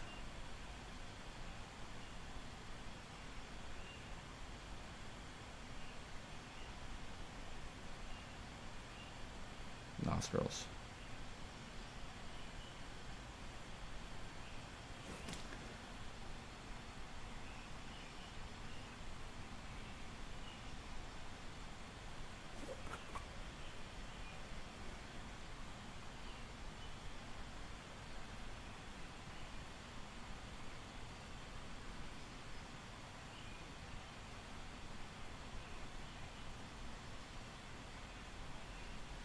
His ear on this side. Under his chin a little bit. So it's a little, this part's a little bit drawer. Sorry if I'm leaning over too much. I have to. More red in the nostrils.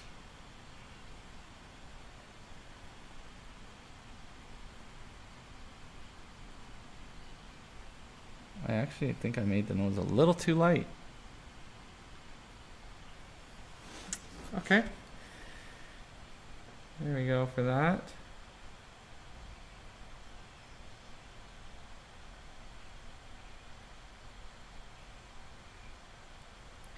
So a little bit of light down his belly here.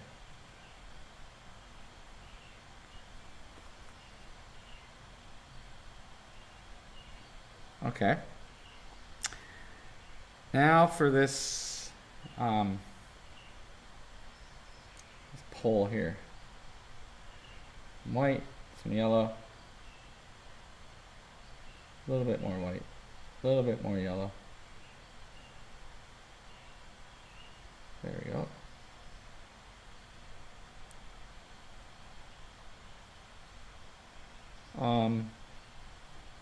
You can see here that I'm tilting the brush. Like, brushwork is a thing, man, and I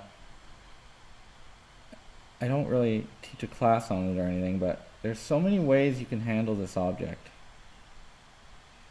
And I guess, you know, if you watch enough people, you just do it naturally as well. But you can see that I'm to get a straight line, I go this way, whereas to cut in, I come at it from a different direction, I guess is what I'm trying to say. So be mindful of how you operate your tools, because it's not all, people are always like poking, they poke their canvas. It's one of my pet peeves. It's like they're stabbing it all the time. You know, the reason we draw the way we do here at the atelier is because it's the closest thing, I think, to painting. We treat the pencil like a brush. I'm assuming everyone wants to be a painter. but you know, you don't hold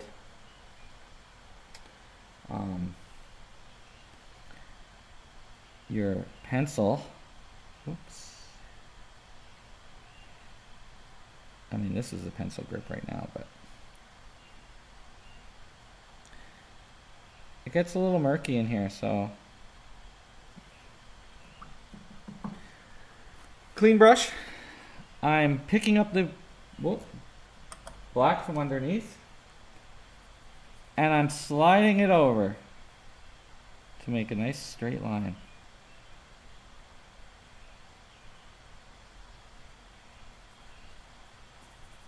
Just a little trick.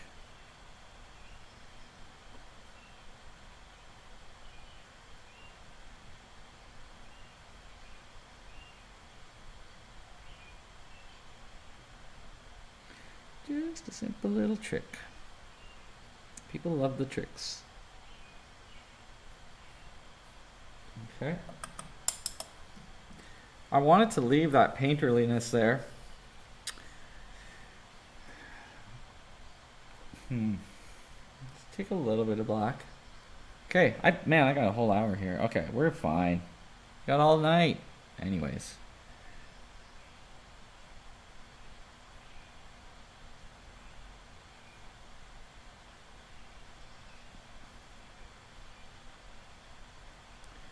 Good. I'm not going to go that detailed. Looks like Greg. Then I'm happy.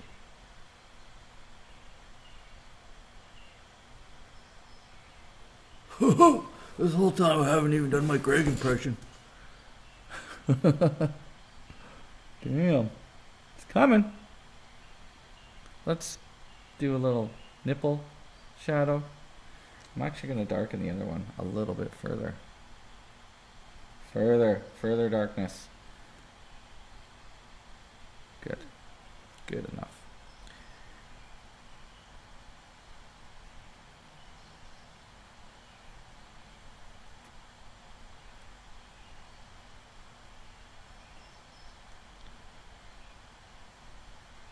Yeah, so it's not as funny as I thought it was going to be.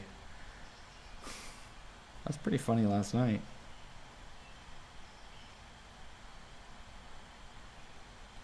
Today, very serious. So, I'll let you down, Ray.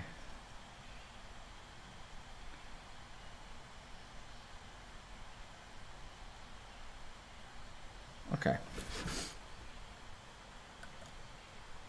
Clean brush. Just gonna soften the dark into the light a little bit.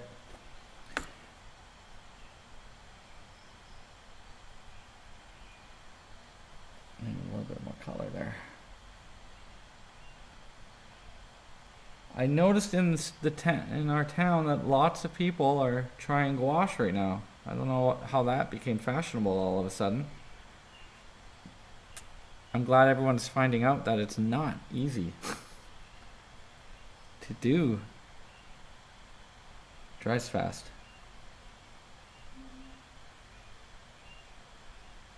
There.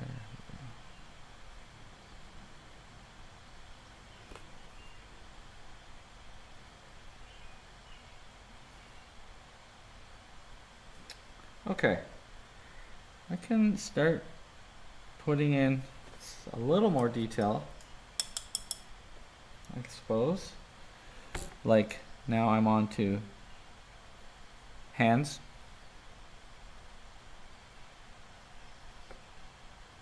Knuckles.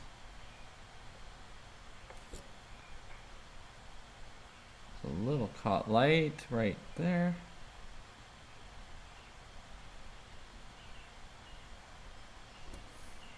A little thicker, it will sit on top. There we go.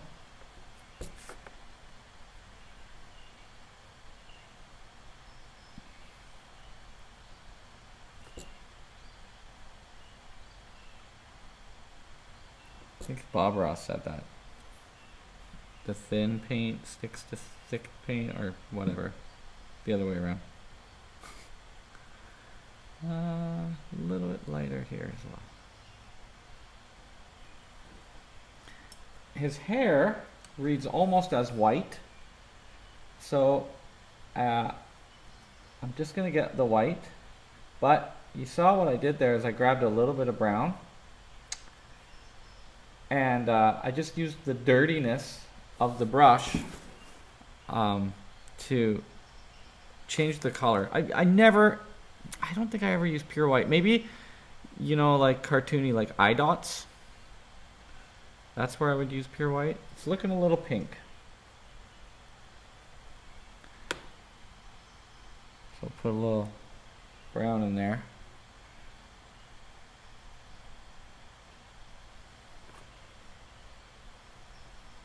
But when I put the blue beside, it will work itself out.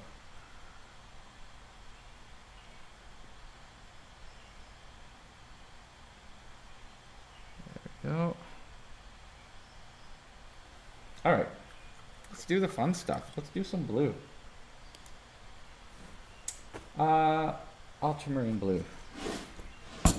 You think? That looks cerulean, but I don't know what I have out. Wow. I don't know what I have out. Okay, let's see. What is it? It is Azure, ultramarine blue. Ultramarine, boring blue. La la la. Now he's gonna start to on my hand. I'm gonna put the blue over by the black. In fact, maybe I'll just put it right on the board. I want that color, but not that value, so I need more white. Ultramarine blue is a really chalky blue, chalky sky blue. We're gonna be painterly here. Just cut around shapes.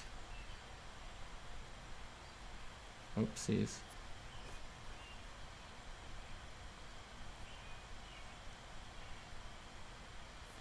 Should make this pop.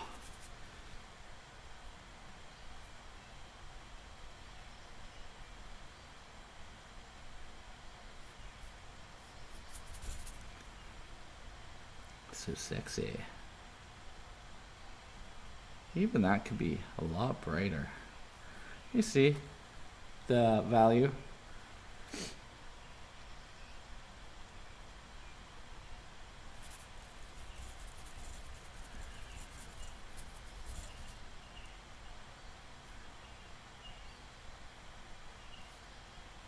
There we go. Whoopsies. That's happens in art.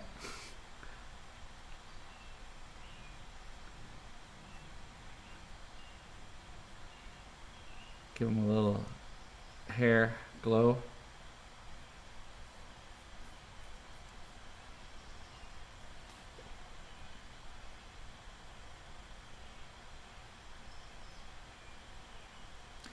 Greg also let me drive his Mustang once. I never felt like the coolest guy in the world before. Those Mustangs is hot red. Yeah, and it's true. People stare at people in cars. I drive a CRV, so it was a very different experience for me driving that Stanger. His pocket comes out.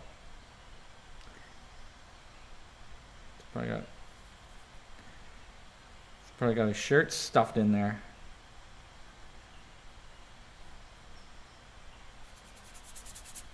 So I just want to leave it painterly, right? I could put the tree in maybe.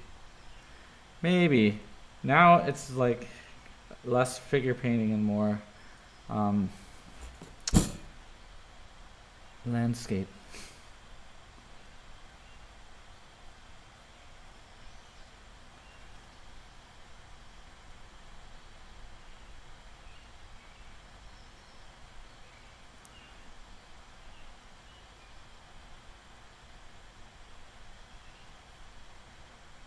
maybe it would be cool in the future is if people gave me stuff they wanted painted, because then it's like you get a video.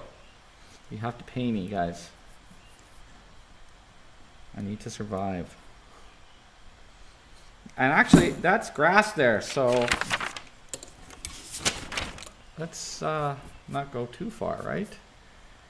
I'll take whatever excess paint I have here and bring it to the other side. It's nice and thin, it's creamy, very, very creamy. I'm just, yeah, I'll keep this pocket there. Pocket's actually lower.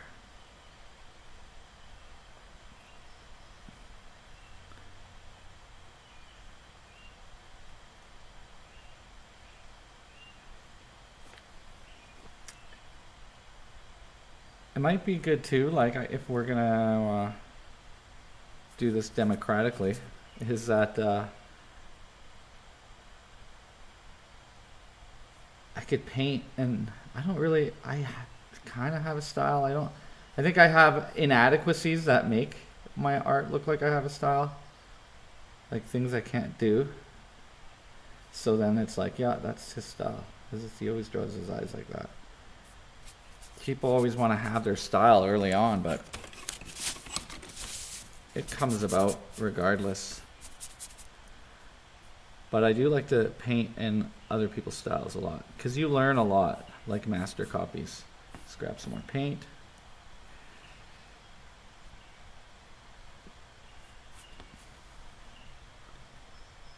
And I'd like to report to Keith, living up to my promise, finally, of painting on these panels. They're so nice. You do good work.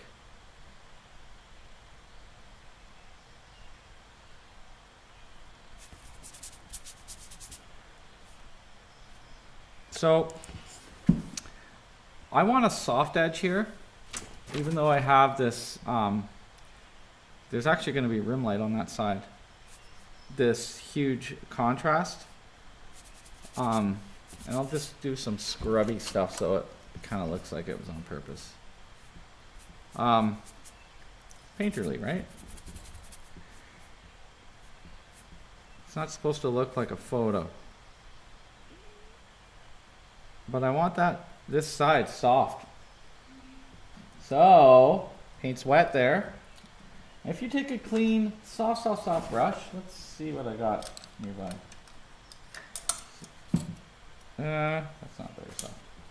And you just run it down. It's clean, nothing on it. You will get a really nice soft edge. Which is I'm wiping it clean, much better on the eye.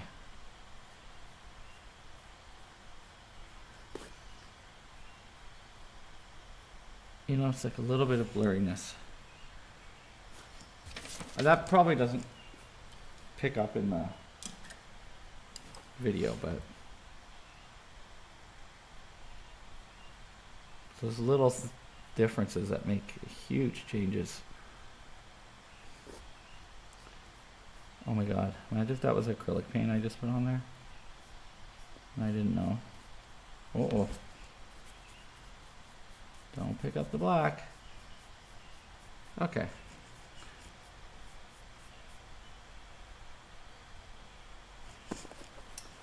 Let's lighten that side up even further.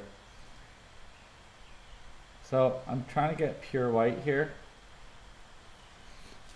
It's going to pick up the color below, so once again, it's not going to be pure white.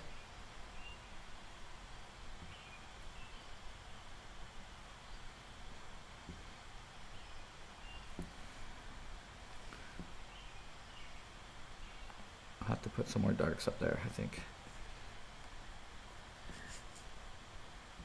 It looks overexposed in this, so let's get that brighter across the pec.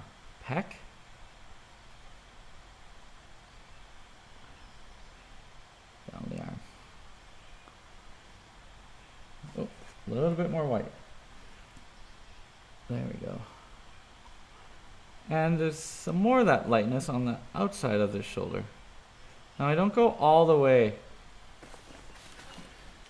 I want it slightly to leave a little bit of an edge there. That will help make it look a little bit more round. And I'm just going to bring this blue down a little bit further. There we go. And softening. C'est bon. Okay. Look at all this time we have too. So let's I like it unfinished like that. Let's add some dirt. Okay.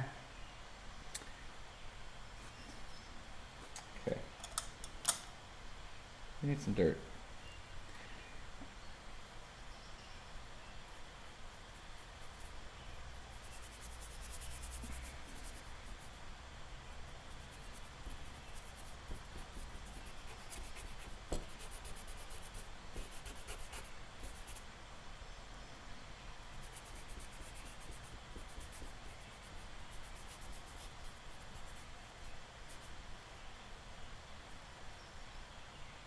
That's actually a shadow.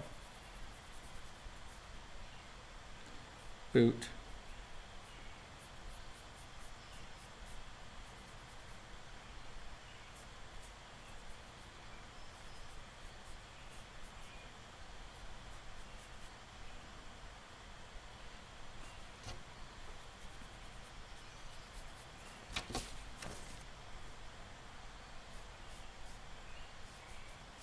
This is the hole he's digging. Maybe we'll do the hole here now. All right. Greg is also a Nazi about snow removal. He's out there like it's his job all the time. There, he's in the dirt. Let's see, the shovel goes this way, I think.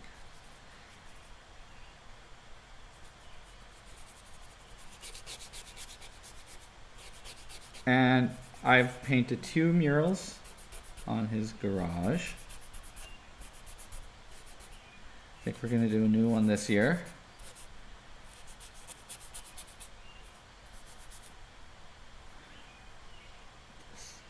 Take this brown. I'm just gonna put like a, it's like the shoe, the tongue. Let's go grayer. Yeah. The shoe, the tongue. And then we'll take this brown, add a little white to it. Looks a little gray, but that'll help differentiate the light and the dark dirt.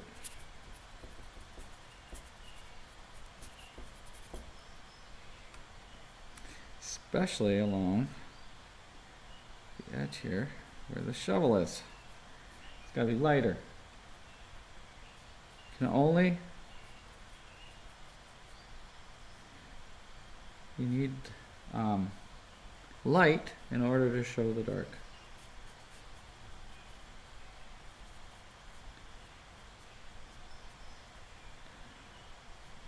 Where does it end? I wonder.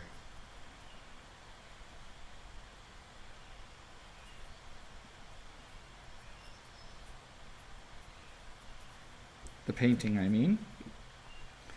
So I guess we will put the shadow in. Now, I wasn't originally going to, but I want to differentiate the ground. Who knows, maybe we'll put the tree in. What do you think, Greg? You guys are out there watching live painting.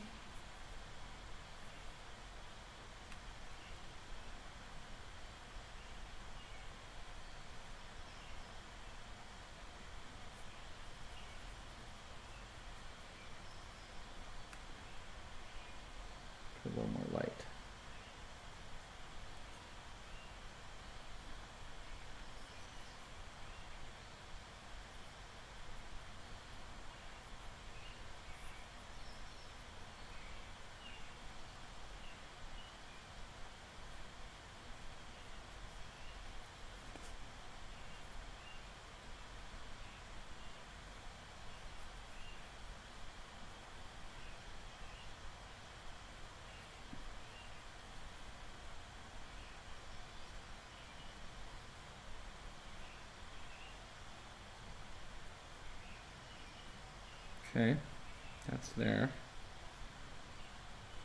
Lost edge. Lost edge.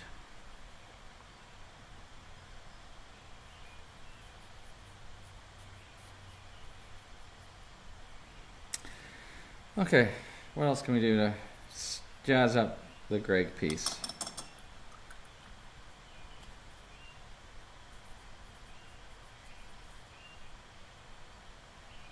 Uh-oh.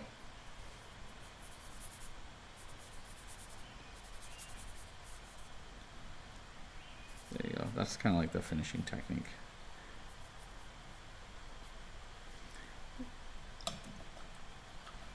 I would put that tree, but I think it's just going to be distracting. Holy, 8:20. I feel like I'm finished. That means that I'm not, right? Right? Don't call it in too early. Gonna have to stare at this thing for years, maybe. Find mistakes.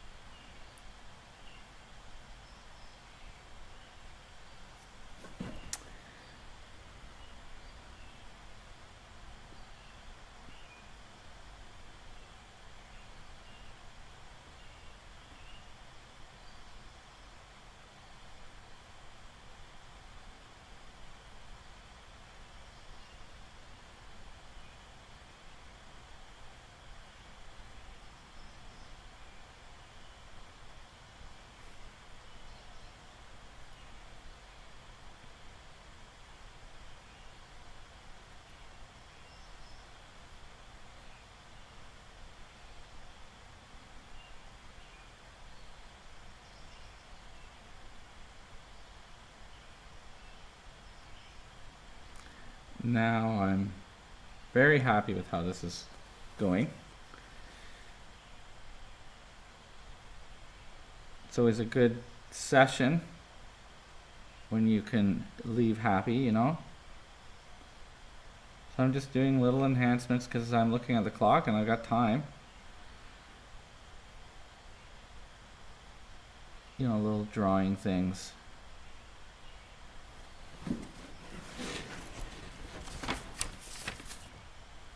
Hopefully I've captured the light.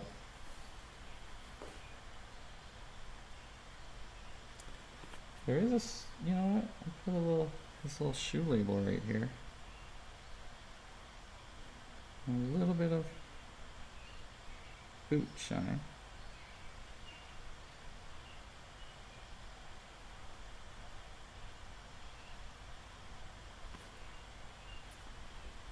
And maybe I'll crisp up some of these shadow shapes. Because at first I wanted the pants to be not very well defined, but as we went, they kind of developed further. So, and so shall I.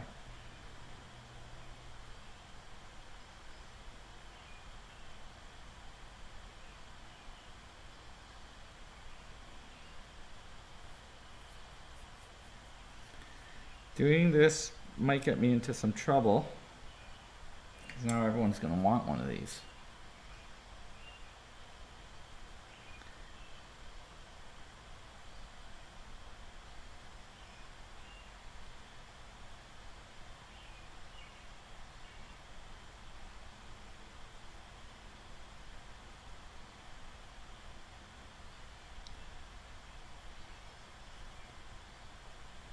Okay.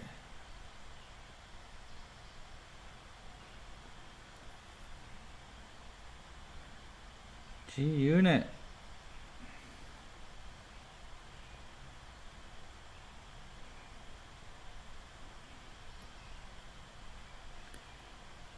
I think when I drop this off, Greg, I'm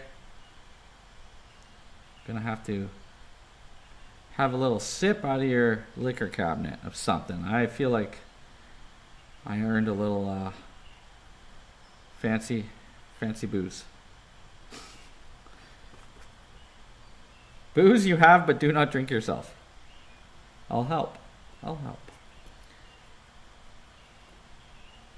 The pastoral man. You know what would be really funny? Is that this painting, like after I die, this is the one. You know what I mean? Oh man. His representation of the pastoral man. The fat man with the stick. His Batista's greatest work. Representing the true working class of Calgary. It's a phenomenal piece. Purposefully left unfinished. I don't know what that voice is, guys. That voice is saying you're almost done for the night, I think.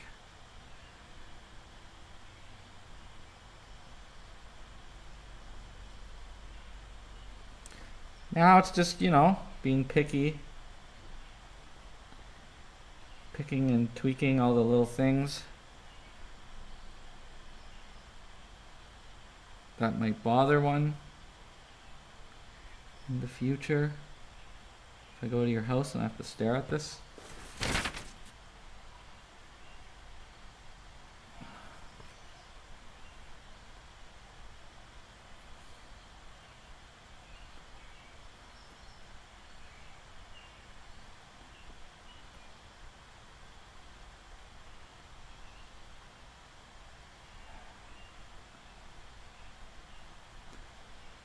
Guys, I'm getting quiet. Sorry.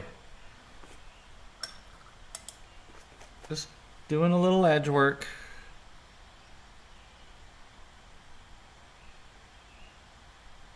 So a funny thing happens on some of these edges that you have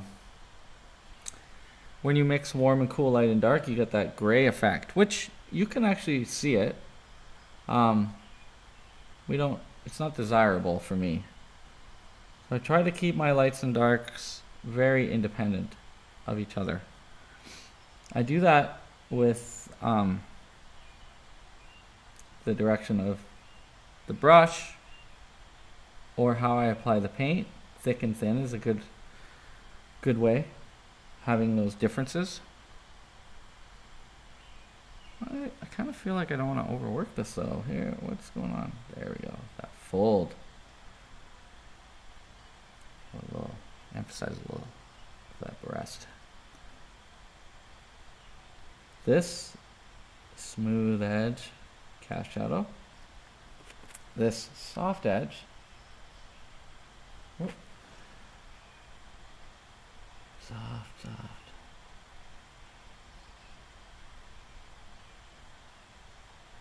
When I do classical painting, this is like the hours and hours are spent on this part.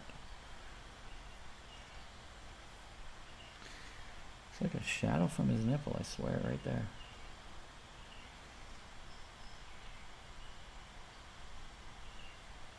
Soft, hard. Okay. You guys still out there? Keith, you should middle ground. Wait, what is Keith saying? He's always got good advice. You should add a little middle ground. Here. I was gonna do green there, I think. Like grass. But yes, thank you, Mr. Keith. If I was painting, I'd give him the belly button piercing he's always been afraid to get. A little nipple ring right there. Oh man. You want a cool tattoo, Greg?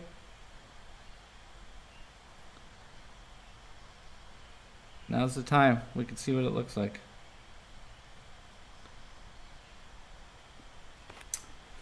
Yes. So, I want to use a really obnoxiously bright green, like the one you guys can see maybe down there. So I have to get another tube of paint because ultramarine blue makes a little bit too dull of a green. So I might see if I got sap green or something laying around. Just laying around. Or hooker's green. that's what Greg would like, is hooker's green. Oh god. Okay. ASMR. I think I gotta put more facial hair on him too. Ugh. You guys can't see this. This is my bin of paint. Oh god, it's so heavy. Oh, jeez. And everything's color coded. So let's see what I got for a warm green. I separate all. Oh, I've got a neon green. Okay, green. I separate all my colors into warm and cool hues, and earth tones, and values in bags, like a total nerd. This is the green I want right here. This obnoxiously bright Shiva series. That's $21, that tube of paint. But all the art stores, so we'll just put it right on. Yeah, that's what I'm talking about. Green. Let's palette knife it just to keep things interesting. Keith was saying abstract in his recommendation. Really, it would be blurry here, but just got a little black in there. Oh well. It's expensive paint, so this is the most expensive part of the painting. Let's just squeeze it on there. Yeah, it's very dry. I like Richardson Shiva brand. You can get it at Sunnyside in Kensington. There's Williamsburg, which is like the high end. I believe it's Jack Richardson makes it, but the pigment particles are nice and big in it. Not all the paints. They've got a really nice French ultramarine. Oh yeah, I wanted to make this painting so it would dry, but just don't touch this part for a few weeks, Greg. Don't touch any of it, really, but okay, middle ground. Middle ground. It's a little bit illustrative now, right? Jeez Louise.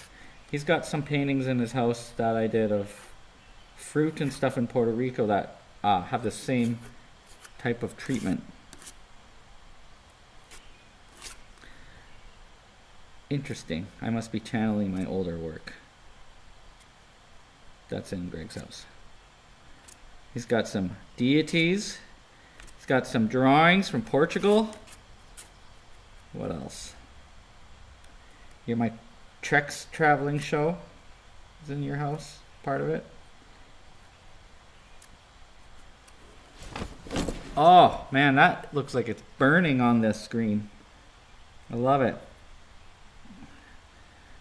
You know what's going to happen next? If I'm not careful, I'm going to bring out the bright pink.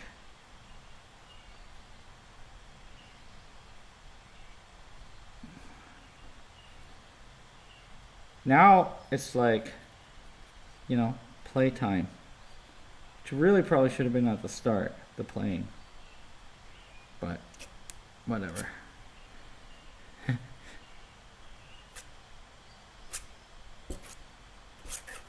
This is how your garden will look after all your hard work. Not only does Greg give me his leftovers sometimes, and his apples, I get to pick herbs and stuff out of his garden. Because I don't have my own garden. I have the studio, but my roommate rules his garden with an iron fist. He's got a beautiful greenhouse. There you go. Okay. More suggestions, guys? Any more suggestions? Thank you, Keith. That was really a good one. That's why it looks so much flatter, because it had no middle ground. Wonder about this foot. I can't, like, there's a fence post in the way here on the actual thing I'm looking at. Like literally in front of his leg.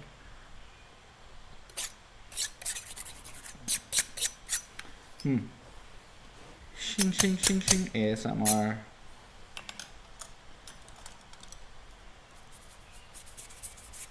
Let's just disappear the foot again.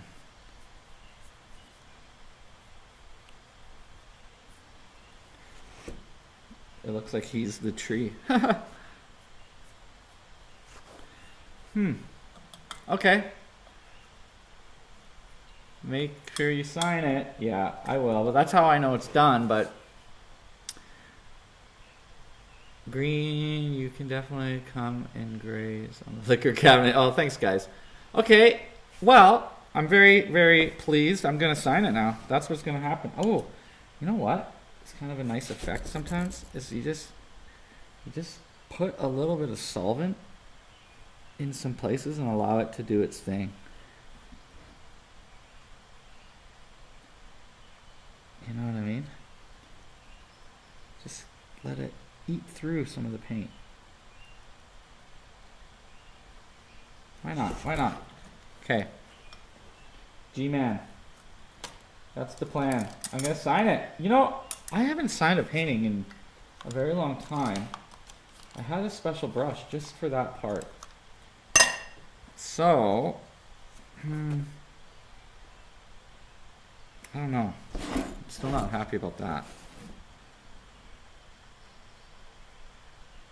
I can pretty much guess what his foot looks like.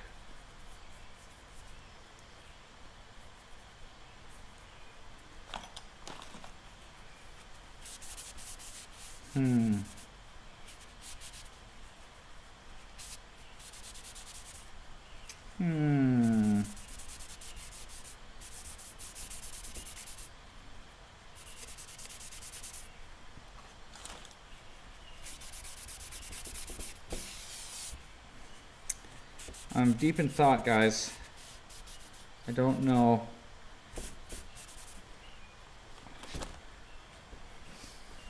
Let me check if I have another photo.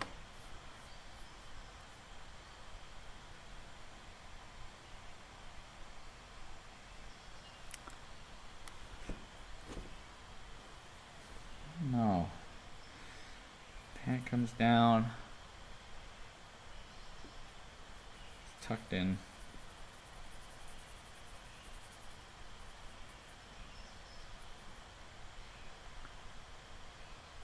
This foot's the other way. It's straight.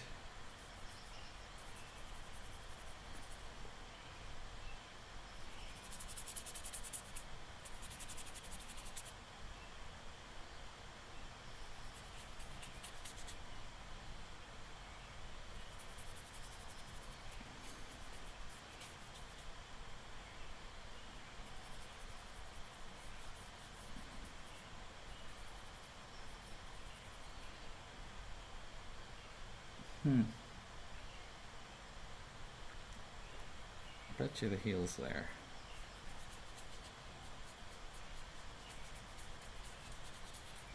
Oh yeah. Do some shadows. That's what it could use.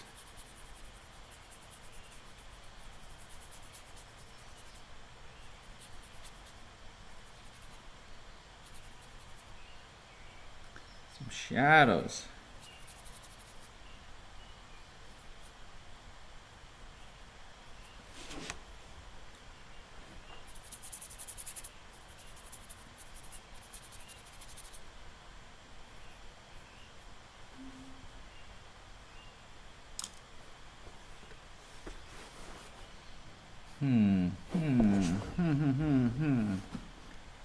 Oh, sorry, a little shiny that way. Let's, fine, we'll sign. That's that. I just have to go get a liner brush here. Or this brush, this'll do. I add, oh, this is very pointy. Solvent and liquid, fine liquid to make it inky, but a little bit thick. to sign. And we'll just put it in the regular place. Whoa, this brush sucks. The hairs are all splayed.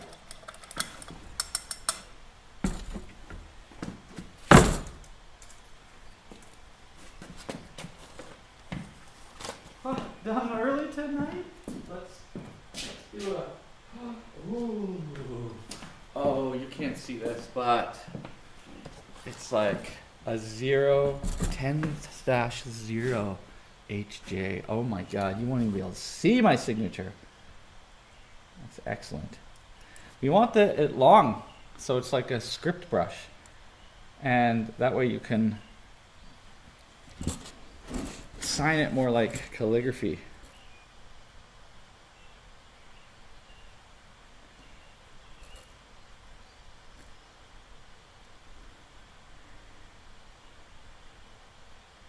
I just signed Batista, not Bunny.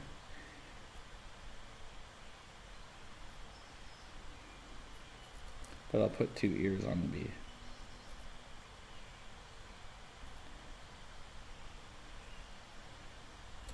Okay. And another thing that I never do is the year. But for you, Greg, I'm doing it so you can tell how old it is. 20. What year is it? 20 hell. 21.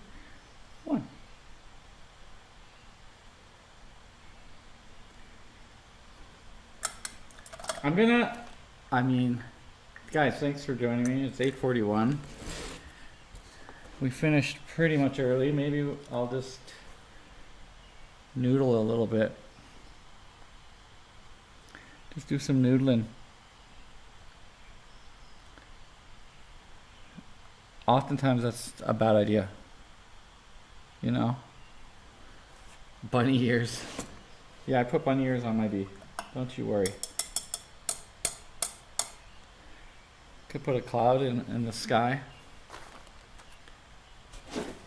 Let's look at it together. Damn. Wait, I can't live with this foot right now. I need to see if I have another picture. Note to self. 2, 3, nope. Nope. No.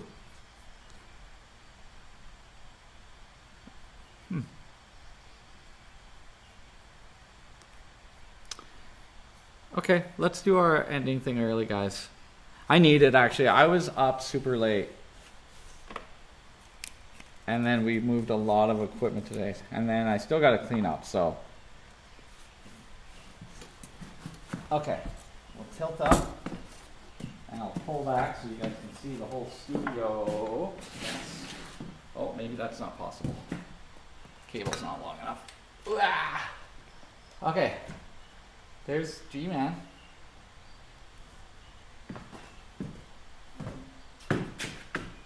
There's B-Man. Oh. Okay. There we go.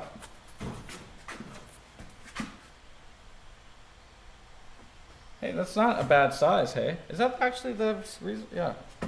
You can't see his foot. The fence there. So I will bring this home for my neighbor. And if he decides to model the foot, we can finish it. Otherwise, drawing and painting, 2.5 hours-ish, can be done. It's fun. Thank you, Keith, for the panel. Thank you, Greg, for the sense of humor. Thank you, everyone, just for tuning in, checking it out. I'd love feedback, and if anyone seriously does want to send me nudes, send me a picture that I could draw. I want to still do figure in here. I'll keep up the paint because I have a stack of these wonderful panels from Keith. I got to do all the YouTube stuff. Like, comment, share, subscribe.